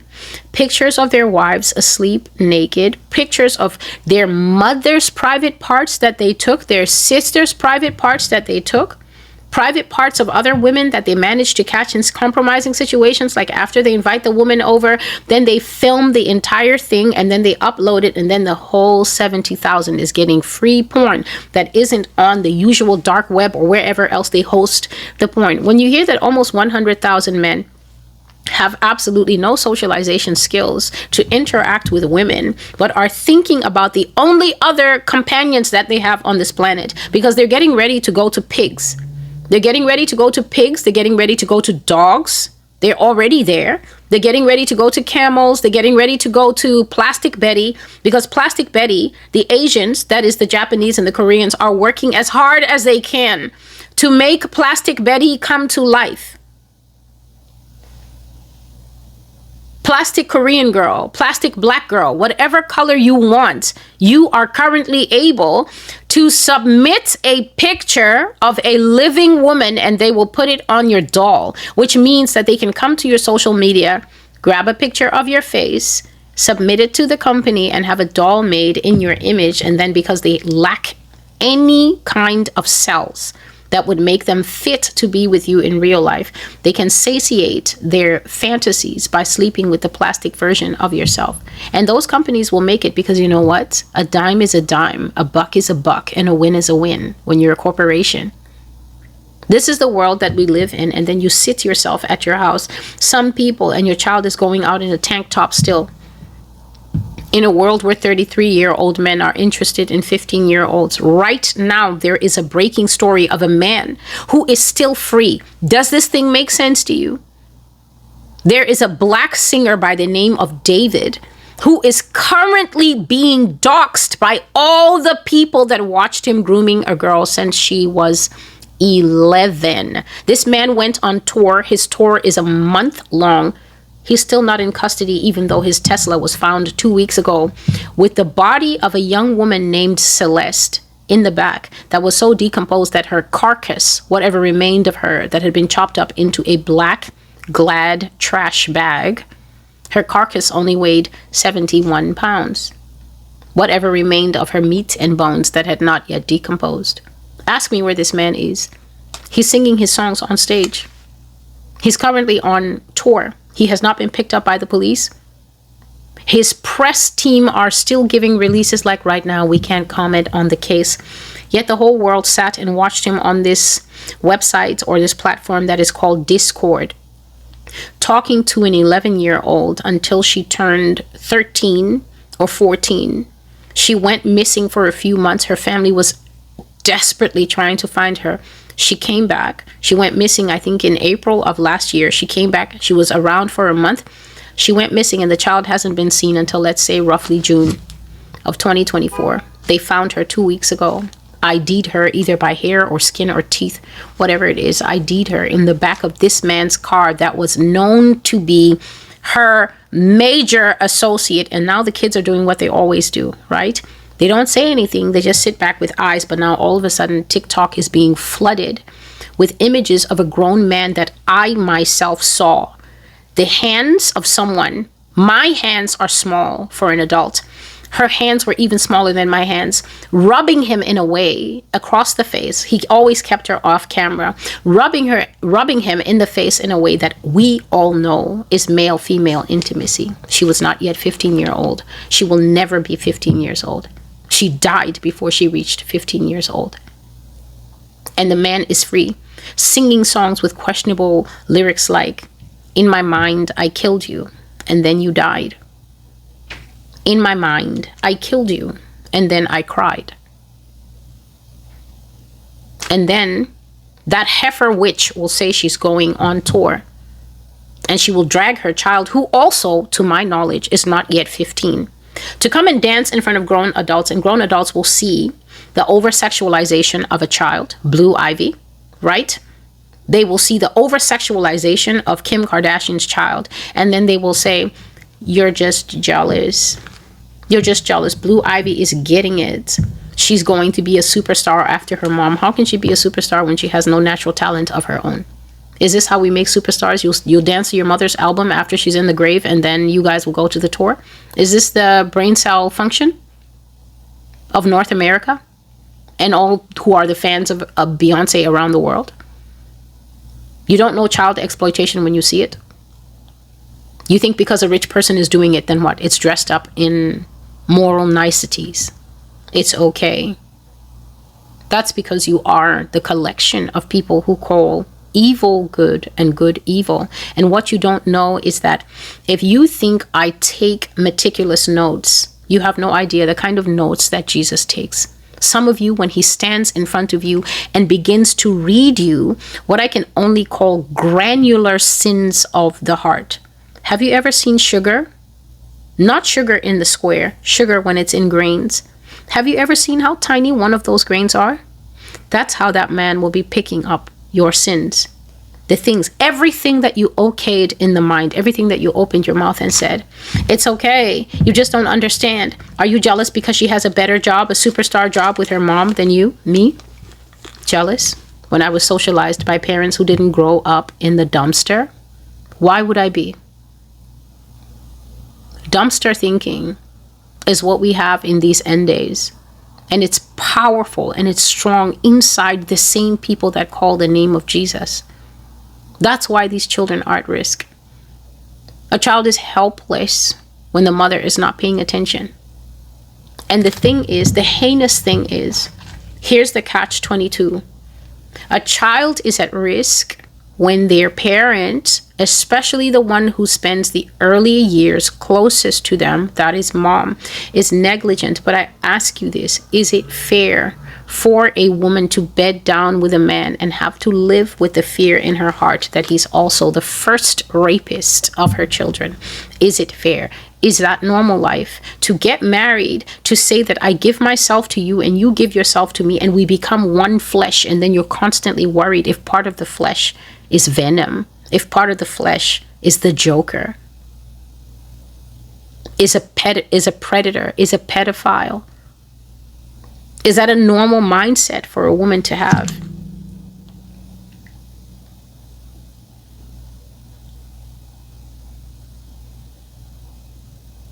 There's crushing out there for spirits. There's crushing taking place out there. This is an evil as old as our existence on the earth.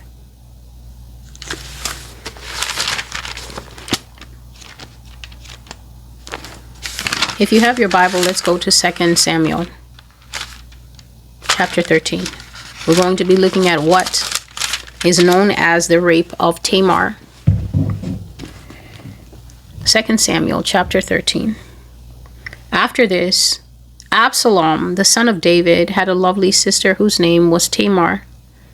And Amnon, the son of David, loved her. Amnon was so distressed over his sister Tamar that he became sick, for she was a virgin, and it was improper for Amnon to do anything to her.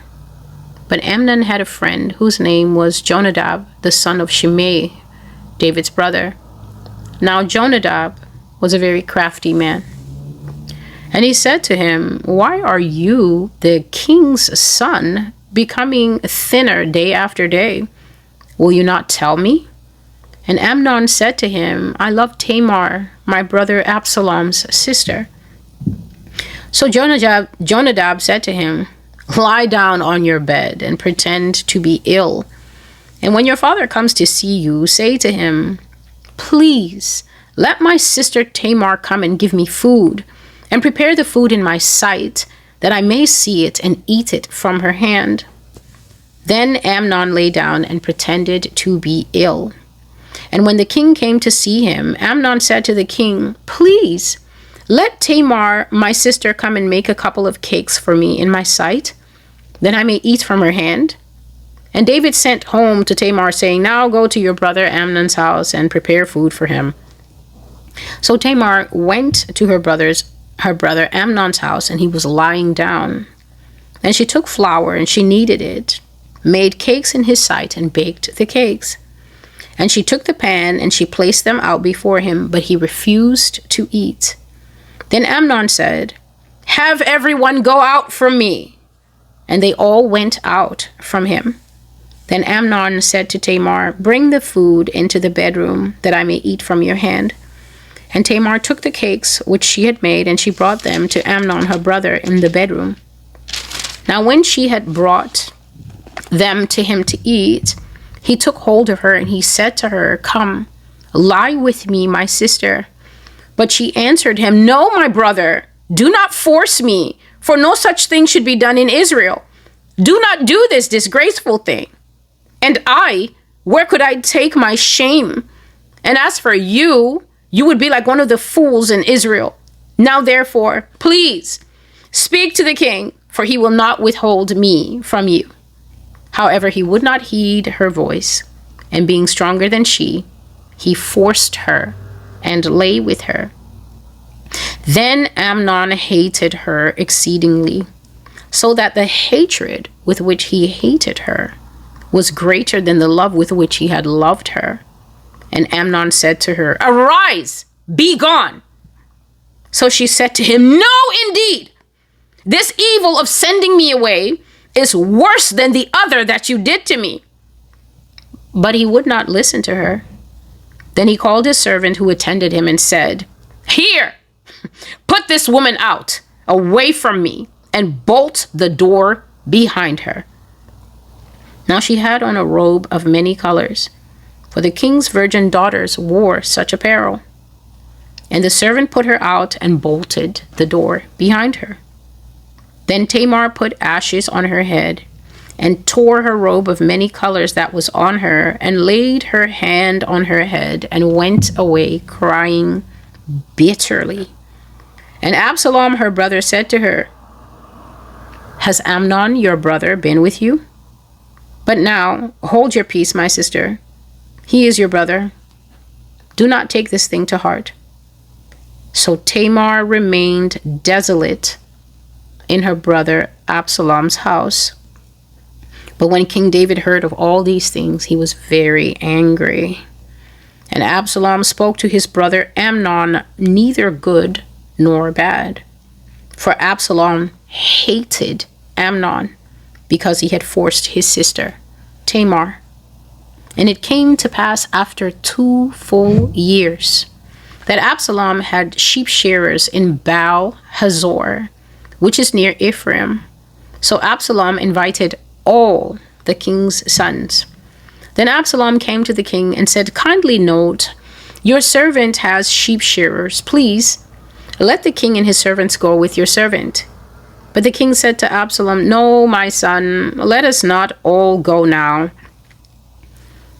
lest we be a burden to you." Then he urged him, but he would not go, and he blessed him. Then Absalom said, "If not, please let my brother Amnon go with us." And the king said to him, "Why should he go with you?" But Absalom urged him. So he let Amnon and all the king's sons go with him. Now Absalom had commanded his servants, saying, "Watch now. When Amnon's heart is merry with wine, and when I say to you, 'Strike Amnon,' then kill him. Do not be afraid. Have I not commanded you? Be courageous and valiant." So the servants of Absalom did to Amnon as Absalom had commanded. Then all the king's sons arose, and each one got on his mule or his donkey and fled. And it came to pass when they were on the way that news came to David, saying, "Absalom has killed all the king's sons, and not one of them is left." So the king arose and tore his garments and lay on the ground, and all his servants stood by with their clothes torn. Then Jonadab, the son of Shimei, David's brother, answered and said, "Let not my lord suppose that they have killed all the young men, the king's sons, for only Amnon is dead. For by the command of Absalom has this been determined from the day that he forced his sister Tamar. Now therefore let not my lord the king take the thing to his heart, to think that all the king's sons are dead, for only Amnon is dead." Then Absalom fled, and the young man who was keeping watch lifted his eyes and looked, and there many people were coming from the road on the hillside behind him. And Jonadab said to the king, "Look, the king's sons are coming, as your servant said." So it is. So it was, as soon as he has finished speaking, that the king's sons indeed came, and they lifted up their voice and wept. Also the king and all his servants wept very bitterly. But Absalom fled and went to Talmai, the son of Ammihud, king of Geshur. And David mourned for his son every day. So Absalom fled and went to Geshur, and was there 3 years. And King David longed to go to Absalom, for he had been comforted concerning Amnon, because he was dead. Before I can begin to explain and to go over this Bible passage with you, the first thing I will say to you is what God spoke to me just now when I put the camera off, just less than a minute. The Lord said to me, "Tell them not to put themselves in compromising positions." So that is the first sentence that he spoke, and I will examine it before I go on to the rest. Tell them not to put themselves in compromising positions. So then let us look at God. No one can make God afraid, can they? God literally has no competition. Yah has no rivals. There's not a single being or creature or spirit or entity or man or woman or child on the face of the earth, in the heavens, in the parallel dimensions, under the earth, or anywhere else, even in the seas, that can ever put God to fright. This means that God has no natural predators, which means that God is not afraid of anything. And yet a being like that still possesses the wisdom to know that it is possible to put yourself in a compromising position where you can be hurt. Why would God think this way? And then his children on the earth walk around and assume that through certain ideologies that they have in their mind, nothing will happen to them when they go to places where they can be hurt. What makes you think that your belief systems inform reality? At what point are we supposed to realize that reality is reality, and the person with the best belief systems are the person whose mind and actions line up with reality? If something is hot, don't touch it. Don't say, but I have the right to touch anything that I want. You may believe that, but if you touch things that are superheated or even super cold, you'll suffer sometimes irreparable damage to your hand. Why is it that God, who has nothing to fear, is able to understand that certain situations, certain people, certain groups, certain connections, certain locations are to be feared by the wise, but then you that don't have the protection of God, the wisdom of God, the power of God, the strength of God, the all-seeing eye of God, declare that like a God, you can go everywhere and wear anything because it's my rights? Why is God, who can never be hurt, wiser than those who can be hurt? This is what Yah said to me. Tell them not to put themselves in compromising positions. He said, tell them not to go to places where they are outnumbered. So this would be you looking at property in a sundown town, because this is America and you have the right to buy a house anywhere you want. And it's against the law to discriminate. And besides, the house is so cheap because you're not thinking that the house has been the bait that many people like you have taken through the Zillow listing of houses. That the house is serving a purpose, because when you buy it, you will actually become the fun and games in that town. This means that you, on paper, can wear anything you want. But as you make that choice to wear anything you want, others can make the choice to rape you. You do know that. You do know that when you gather in your groups and say, it's not about the clothing because it happens to babies. It's not happening to the babies because of how the babies are attired, because there's nothing voluptuous and swinging on a baby. But in the cases of the mature adults, there definitely is an element that is feeding into that.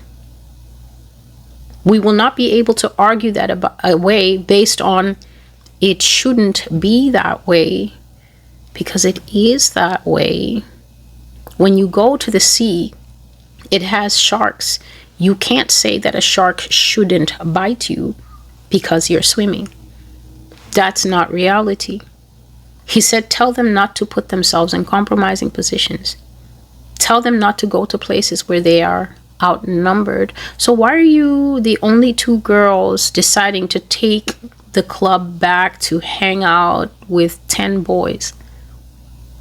I'm not even going to ask where your parents are, because I know that if your father is living, he would die if he knew that you were one of two girls going back to after party chill with 10 boys. I'm not even going to speak to your mother's reaction. It's your father's reaction that I'm looking at, because he knows what boys are like. After the club has done its work, the body is stirred up. The body doesn't yet want to sleep.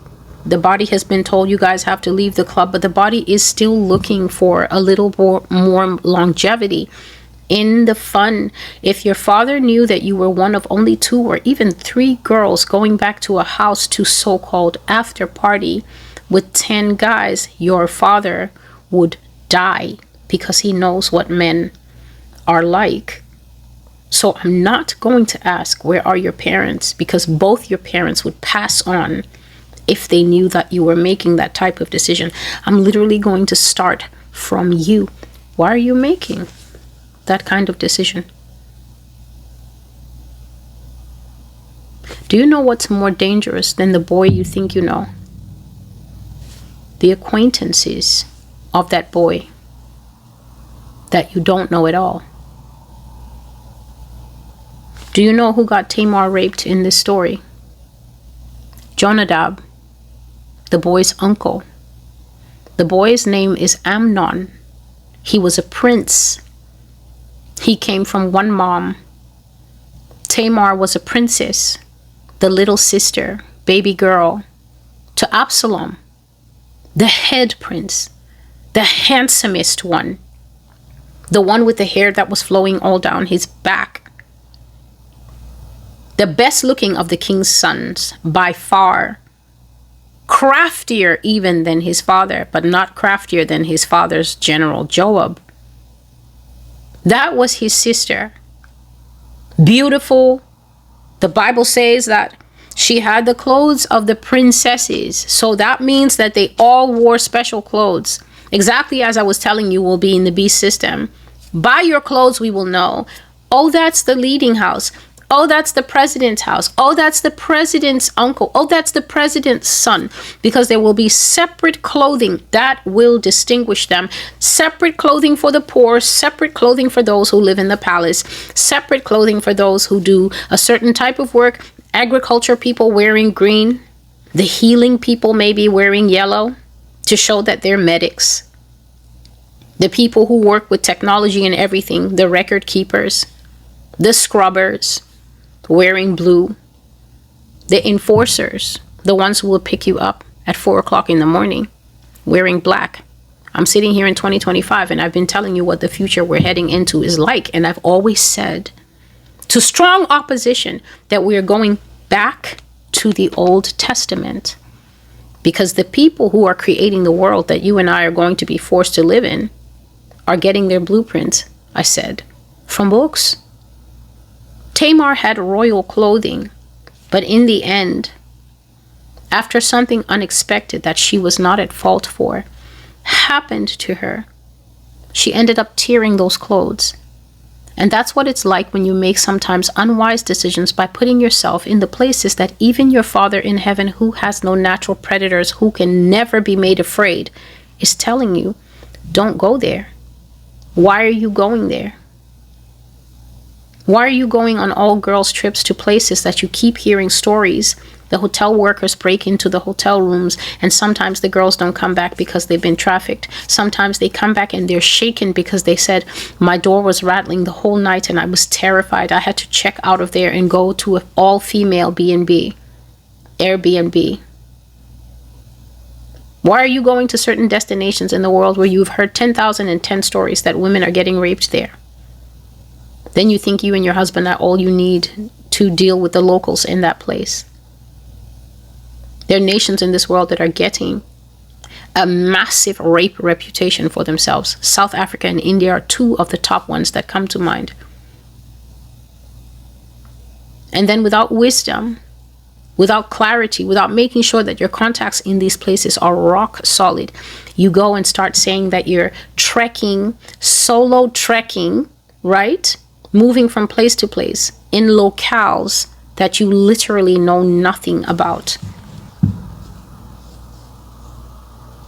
This young woman had absolutely no reason to think that her half-brother, who had a different mom, same dad, King David, would do anything to her. But this story, when you look at the rape of Tamar in hindsight, it has so much richness to show you, where there's a slight moment like I had in the dream. That thought that's scratching your brain. I don't know if this is okay. And then you mute that thought. I said it was scratching because both brains were gone from my head. The victim's brain and my own brain that had seen in a previous dream her victimization. Something was scratching, but I said every time I tried to turn and look that thought full in the face. Do you know what it means to look at thought full in the face? It means that when something is looking at you right in the face, you acknowledge it. You acknowledge when that man in the office is too much on you. You acknowledge that that is never the man to accept a late shift with. Because that means he's going to be the only person when you guys go down to the parking garage at 9 or 10 to get out of there. He's going to be the last person that saw you when you go missing. There's a young woman on the internet that has her 3-part story up. Her coworker was the last person to see her. She went off to have something with him after they worked late. And then she wasn't feeling well. And the next time she woke up with all her teeth were broken. And she was stark naked. He had taken off all her clothes, and then he texted her, oh, after we were done hanging out, you suddenly had a big headache and you said that you weren't feeling well. He took off every stitch of clothes. She woke up with her entire front grill bashed out by brute force and no clothing on her. It's just the mercy of God. She's extremely beautiful, and the doctors did a fantastic job. You can barely think that anything happened to her, because according to her, her face, what that guy did to her, right? Her face was so brutalized that she said that the jaw was poking out through skin. She literally only has the most tiniest scar left. But her jaw came out the way that he beat her, the way that he broke all her teeth. She's not yet 30, and all of her front teeth are veneers or dentures or whatever they would put in your mouth when your original teeth are gone. All her clothes taken off of her. There's Airbnb stories, hotel stories, club stories, party stories. You're still going. Here's the wisdom I would like to share with you. It came to me this afternoon as I knew that I would have to come and give this message. This wisdom can apply to everything that you're doing in life, everything that we as a collective, that is human beings on this earth, will experience. The reason that most of you cannot get any benefit from the Master's Voice Prophecy blog is because you always think that the danger and the death I'm describing is for someone else. You may know that you think that way. The majority are not consciously aware that they think that way. It was coming to me very clearly today, because it wasn't just on my mind to say this. It was being put on my heart that the reason many people will get nothing out of a divinely created place like this, that it's meant to act like Joseph in the scripture, who God said of Joseph, God determined it that I would save many people alive. The reason that I, Celestial, lose many people alive is because it has not entered into the last days people, that it is the last days and that they can die. Many people are completely oblivious to the fact that death is willing to be a friend to them too. They will see the most heinous things that is made almost scarily available to us through social media. Social media comes right into your home and says, hey, right off that cake recipe, here's a story about a girl who got her legs chopped off because just after she graduated as the highest scholar in her class, she went out to celebrate on a boat with friends, got drunk, fell over, and the propeller took her 2 legs clean off in a moment of time. Star on the rise, confined to the life of double amputee disability. Think of the mental trauma. Think of the strength. Think of, everyone is like, no, dig deep. Why do you have to end up having to dig deep to such a level to even convince yourself that your life is still living? Because you know how young people think, how will I walk? All the friends are gone, because now the friends, you can't be a baddie with no legs. All your friends will get bored of your new handicap life. You'll hear from them less. You will go through the severe triggering trauma of watching all of them leave you when you need them the most. Your life is forever altered. And on top of that, you've just now made yourself a top candidate for waiting for the beast system titanium running legs to come out. You will be one of the first people who will want to try that technology, not knowing of the viper that is inside the technology, waiting for the technology to help the blind, for it to help the handicapped, for it to help the war vets, for it to help those who have PTSD, for it to help those who are struggling against the fact that they can't adjust to getting older. The technology is there, but it has a sting in the tail. The viper is waiting for those who come and lock into the transhumanist agenda. Now, if you had your legs and you had Christ, you wouldn't care. But now you want to walk again, you want to run again, you want to date again. And so automatically, here's what, do you hear all the steps that one unwise decision for drinking landed this young person? And then people will say, oh no, it's her fault, she was drinking. Almost all young people drink. Alcohol is their best friend. They think that it's a necessity for them to celebrate the high points in life, which just goes to show you the mental isn't there.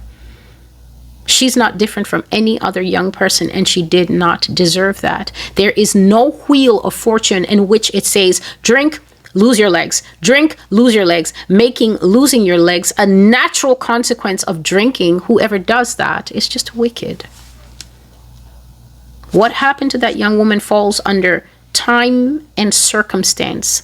Time and chance happen to them all, meaning that the wheel of life can spin and something wonderful can happen to you. It can spin again, and in 2 hours, 24 hours, 2 weeks, something devastating can happen to the same person. The only person who stops that wheel from just spinning arbitrarily is Yah. He is the only person that controls time and circumstance, whereby you just keep spinning, it'll keep landing on mercy, it'll keep landing on him protecting you, it'll keep landing on him saving you from your own jacked up decisions. It's only him that keeps that thing landing in the same spot. I love you, I'm protecting you, but stop pushing the wheel. With your hard-headedness and your sinful nature, and you thinking that you can always push the envelope and I'll always stop things from happening to you. Tamar went to see her brother because her brother came up with a plan.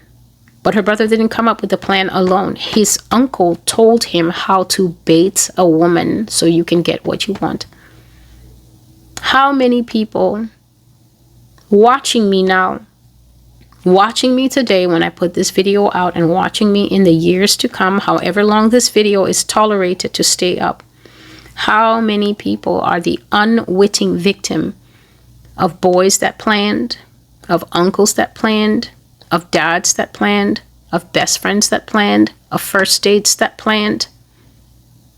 How many people are the unwitting victim of the plans that are being made out there, while the woman lives without wisdom, lives without a very powerful, pulsing relationship with the Holy Spirit that will simply say, we're not taking that trip. I don't care if it's all paid for. These men can get you simply by offering you stuff. They can get you just by offering some of you stuff. For a handbag, you're ready to die. You're ready to die. Rest in peace, Birkin. Rest in peace, Louboutin shoes. For a useless piece of leather that has been fashioned into something and given a value that it doesn't deserve, because none of those shoes deserve that value. None of those bags deserve that value. There's nothing on earth that's worth $250,000 as a handbag. The cow himself, when he contains the life of God, wasn't worth that much. How can derivative leather be worth that much? It's only the stupidness of Western society that has made you people think like this. And when I say you people, I'm speaking to every African, Italian, Asian, whoever girl that thinks that these things are worth this. Your worldview is warped, and therefore the things that you are tempted to do to pursue that worldview is similarly warped. There's no way you didn't come up in a home that doesn't let you know that those ugly Chanel bracelet stacks are cheaper than you would find in Ghana, than you would find in West Africa. The gold is cheap. The workmanship is shoddy. It's poor. There's like one little tiny trinket diamond. You look at a Nigerian girl on her wedding day. You look at an Indian girl on her wedding day. The gold that she's wearing is gold that has never seen the inside of that broken, busted up, empty Fort Knox. It's only in certain centers of the world that people revere things that are so poorly made, so cheap, so derivative, such terrible workmanship. I got in a cab and an Uber driver put his hands on the steering wheel, and the gold of his wedding band is better quality, brighter. He was either from Georgia, from Russia, or one of these Eastern European states. I recognized quality gold instantly, and I asked him, what carat is your ring? And he said, oh, it's 24. I have to be careful with it. And I said, because it scratches easily. And we both laughed. These people will give you 6 carats at best, 12 maybe with their eyes closed. Get ready with me. My bracelet was $24,000. You've been scammed. This other bracelet was $18,000.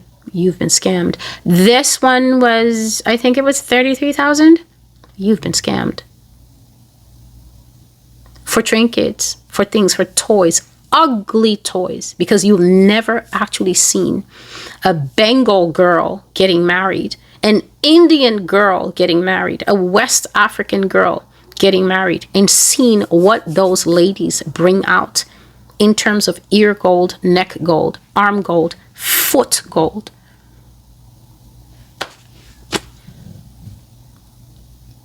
$26,000, $260,000 Birkin. A psychopath with a jet will offer you that. So basically for $260,000, we spin the wheel.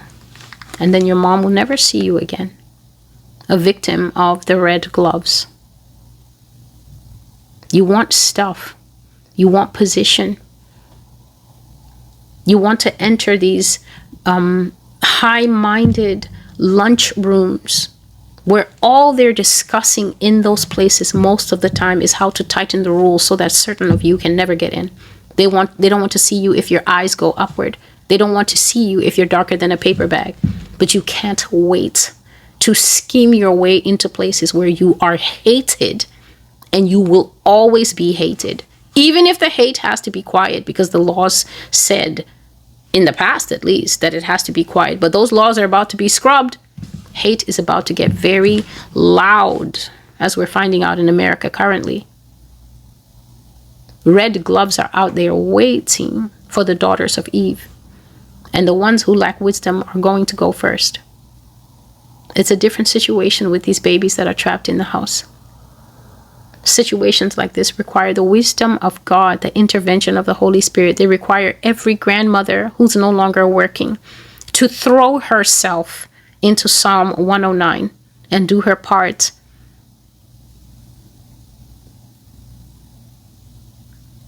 Tamar's dad had absolutely no reason to think that Amnon was a rapist. King David had absolutely no reason to think that Amnon was a rapist, but King David should have been concerned because King David surely knew his brother Shimei.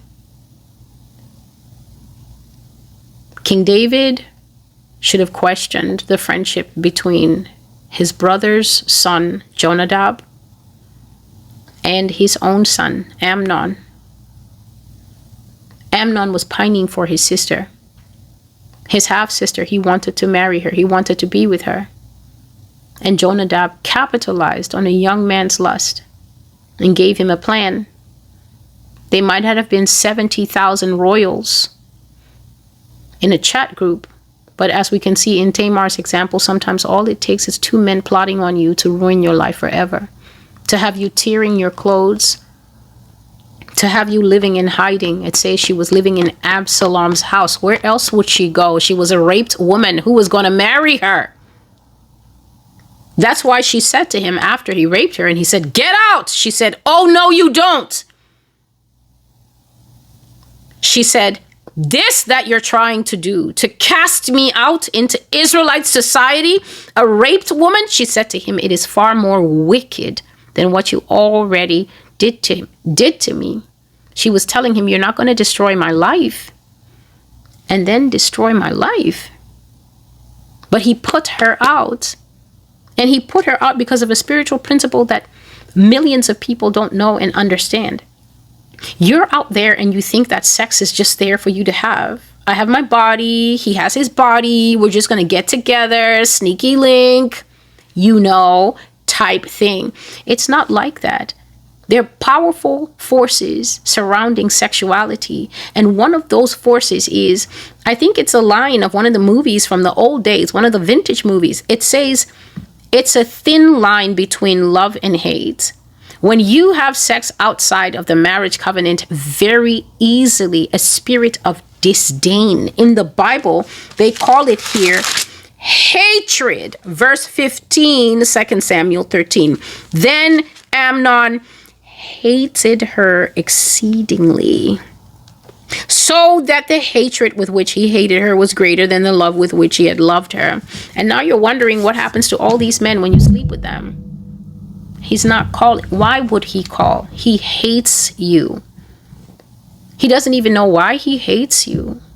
The Bible doesn't even bother to tell us why Amnon hated his sister after sexually laying with her. But that is because, listen to me, sex havers of the world, there's absolutely no guarantee or protection on sexual intercourse that you have outside the will of God. I hope you heard that. There is absolutely no guarantee, no warranty on any sexual activity that is outside of the will of God. Meaning, sexual activity inside the will of God, one man, one woman, in covenant marriage, you get what is called a warranty. Under that warranty, as soon as anybody starts acting up in the house, you're free to go to God, the manufacturer, and say, Father, you put this thing together. It's starting to be kind of funky. It's starting to be kind of unpleasant. It's starting to look kind of, I found some receipts in her purse. It's starting to look unfaithful. It's starting to feel painful.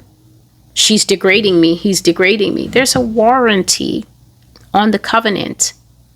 You can go to the owner, like Benz or Ford, and say, can I get a tune-up? There's no warranty when you're for the streets. Even if you're for the streets and you've been with that same person in the streets for 11 years and you have 3 kids, it's the streets. And the pastors are standing in the pulpit taking your money and not telling you this. I don't want anything from you but to make sure that you don't go to hell for fornication. You will get a reverse backlash. Sexual intimacy is the glue that God has given to make the covenant bond tighter and tighter and tighter with time. You jump into that particular fun ride and you don't even have the bill of sale, the bill of lading that says you're part of the covenant. What do you have to tighten except lust? Who told you that the powerful act of sex between a man and a woman is something that God is going to allow to tighten lust? What is wrong with you that think this way? You have no guarantees on the kind of backlash. That's why the men get tired of you super fast, quick. Notice it didn't say, and then she hated him all the more. No. There are 2 powerful stories in the Bible that should keep unmarried people off sex. This one and the other one involving Shechem that raped, I think, the sister of the 12 Israelite boys, Dinah. In his case, he slept with her and then he tumbled even more deeply with her. That story is in the Bible to illustrate the dangers of the soul ties that can come from sex. And the majority of the time when sex takes place, it is not the male who has the soul tie. He's still bonded spiritually, but they do not usually bond with excessive love. They bond with disdain. That is the far more common outcome. This is why you have to spend more time reading your Bible and less time watching nonsense like Rapture next week. The far more common outcome is disdain. A powerful surging hatred that comes up, that the guy's friends will even be like, but you were chasing that girl a long time though. And he's like, yeah, man, I know. And his friends were like, but for a while there, she was all you could talk about in the group chat. And he's like, yeah, I know. Then they keep trying to find out what happened. He can't articulate that his heart has turned. The same way I can't really articulate to you why milk forgotten outside will go bad. All you have to do is take the milk out, make yourself some tea or make yourself some coffee or put it in your baking, and then it's standing there among the other things and you somehow get blind to it and you don't see it for 2 days. On the 3rd day, it's not good for anything. It's already turned. Even the milk can't tell you why it's turned, but I can tell you it's just the natural process. There are outcomes and consequences to everything that you go and put your hands in. It doesn't matter. Please listen to me. It doesn't matter if you're ignorant of what the outcome is. You will still get the outcome. That's like saying that if you walk on the top of a building and then trip and fall off the side, because it was an accident, you shouldn't hit the pavement and smash You absolutely will smash to pieces. You'll break all your bones and you will leave this earth. They might say it was a terrible accident. They might even misgauge it and say, oh, someone pushed her. It's a conspiracy, a murder. No matter how they term it, I know one thing that doesn't change in that scenario: you're dead.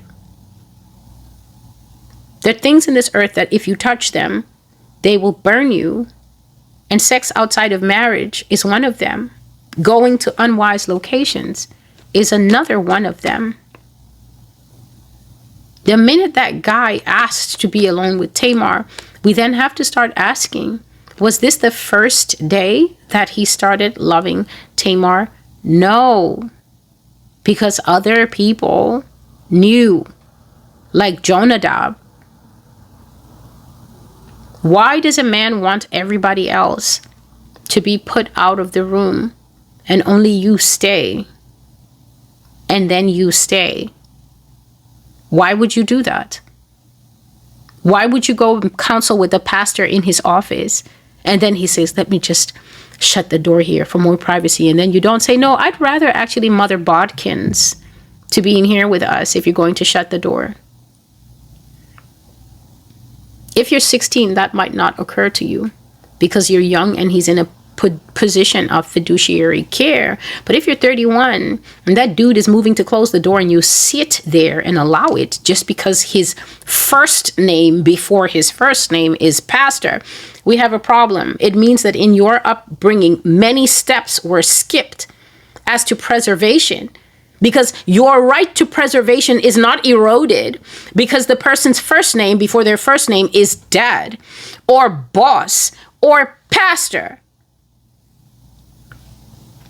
Your right to self-preservation is not eroded or dumbed down because the other person holds a higher position.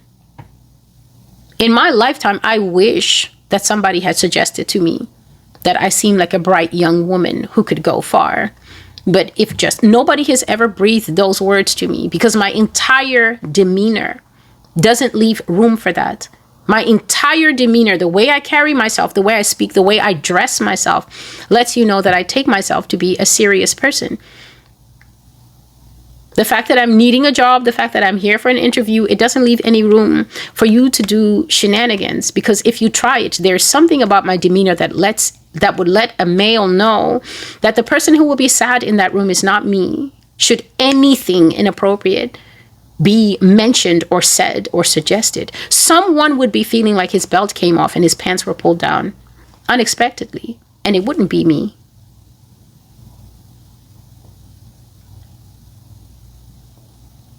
This young woman was put in a horrible situation.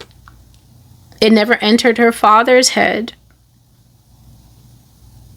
It might have entered the servant's head, because the servants stand next to Amnon every day. Your nanny knows that your husband is abusing your child, but she knows that you would fly off the handle like a scalded cat if she says anything.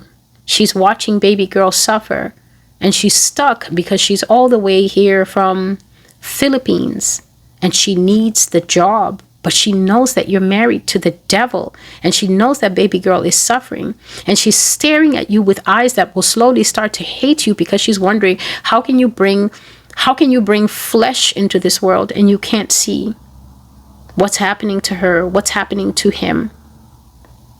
How can you not see your baby getting thin? How can you not see the way that it's uncomfortable for him to sit? What are you busy with? What are you looking at?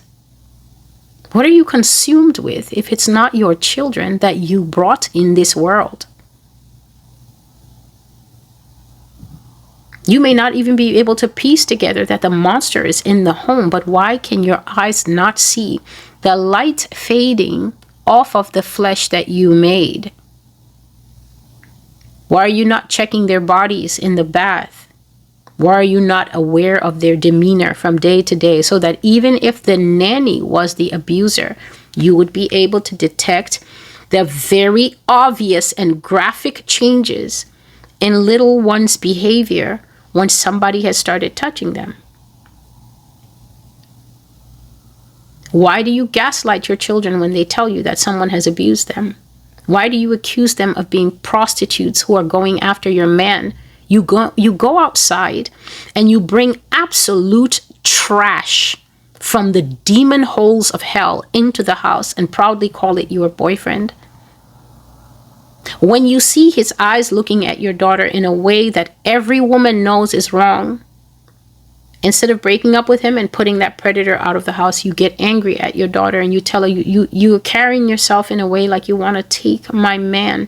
All colors of women do this. You think you're going to stand in front of Jesus and hear, well done, commendations. You hear how this one incident destroyed a family. The Bible goes on to say that in the end, this was part of the downward slide of how Absalom ended up losing his life. He was banished out of his father's presence for 3 years for killing his brother. And the reason that when they brought the story back and said, oh no, Absalom has killed all the king's sons. Notice how before they come back, the plotter, the man that basically helped this boy set up the rape of his half-sister, says, oh, don't worry.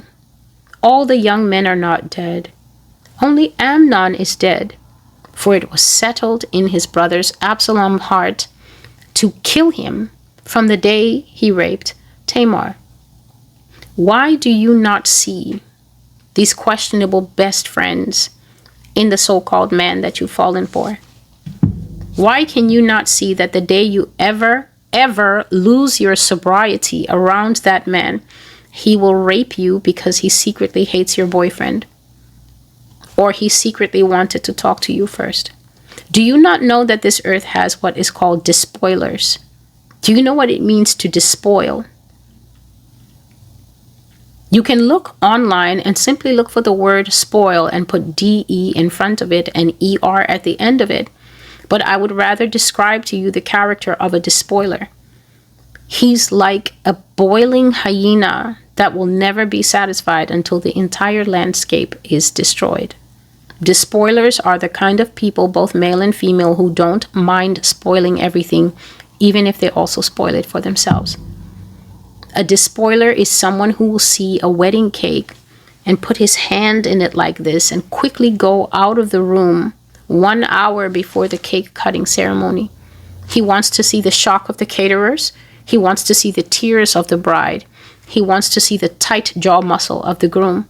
The groom doesn't care about the cake. The groom's jaw muscle is tight because the woman that he loves is hysterical. That's why he's upset. He's upset because she's upset. She's the one who cares about the cake. The caterers are upset because they know that they will be blamed. But the bride, if she calms down, will know that no caterer worth their money takes a paw and puts it in a pristine bridal cake. That's a despoiler. A despoiler is that friend that wants to sleep with your soon-to-be bride before you do, because he wants to savor the memory of going before you did all his life, and he will save that knowledge for a day that you and him fight, and then he will throw it in your face, knowing that it will ruin your marriage. They're the kind of people that loved scorched earth. They don't want anything to survive. There are millions of men like this in the sexual landscape. You either date them directly, or they will be standing close to the pretty decent man that you want to date. Because men are not always too switched on about who their number one, number two, and number three are. They figure if a man is pretty decent, he's okay, he's a great guy. But now I see Gen Z who have so much more social awareness than the other generations. I see a ton of Gen Z boys putting up videos and saying, I had no idea that my best friend was a predator until this and that happened. I had no idea that this guy who has been in our circle for 5 years was a predator. The young man said, until we went out and there was a girl who was so drunk that I kept saying, I don't think it's wise for you to be here. And he said, I had somewhere else to be, but something wouldn't let me leave her. And so I went to get one of our guys and I said, hey, watch her. I have somewhere else to be. And he said he was heading out the door and a girl walked in and saw the girl And he and this girl knew each other. And she said, oh no, who left her with XYZ? And he said, I did. He's a good guy. He's been a part of our group for 5 years. The girl then proceeded to show him screenshots and show him online information that this guy was up to 4 rape accusations so far, no convictions. 4 women. He's the common denominator. The guy went over there and snatched the girl away from him. And then, to his credit, I think he told the rest of the friend group, hey, we're not going to be moving with this one. He's actually an undisclosed predator. That's because men don't actually host deep dive parties when they meet. Male friendships are, I walk up, I'm with my boy, there's another guy, you're with your boy, we're only meeting guy A, but if guy B is there, we all go, hey, hey, hey, and before you know it, guy B is now part of the group. That's it. You don't need to know anything about guy B. The 3 who are the main triangle, just because one angle of the triangle is with him, they turn it into a square. He can be with us too. Female friendships are not like that. There's a ton of Jonadabs waiting for women who lack wisdom. There are a ton of Jonadabs next to men who would pursue you the right way, but Jonadab is like, why do you need all that energy? Just use a roofie, dude. You don't even know if you're going to like her like that. You might as well sample the merchandise, and then if you still like her, then maybe. And men can be highly suggestible. A man who likes you can be persuaded by Jonadab to do that. Amnon loved this girl, but Jonadab told him, what's with all the, you're the king's son, just take it. And then he took it. And then we see the aftermath, which is that he hated this woman exceedingly. Sleeping with a man gives you an almost 90% chance of being hated exceedingly. Having you follow them in the street, call them, cuss them out, block, unblock, cycle of destruction and dystopia. Why? Why? Because of lack of wisdom, because of the operation of lust. Because in this day and age, people think that people like me sitting under my bed sheet are extremely old-fashioned, and we don't understand. But we do understand, because we have robes. We have robes that we are wearing. Let me show you in the Bible that we have robes that we don't want torn.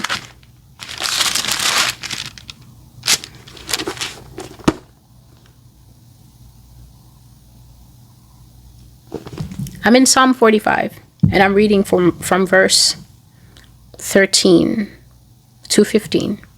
Let me show you that God has put robes on his daughters, but many are either slitting it down the front and letting everything hang out, or they're slitting it on both sides because they want to show their junk in the trunk.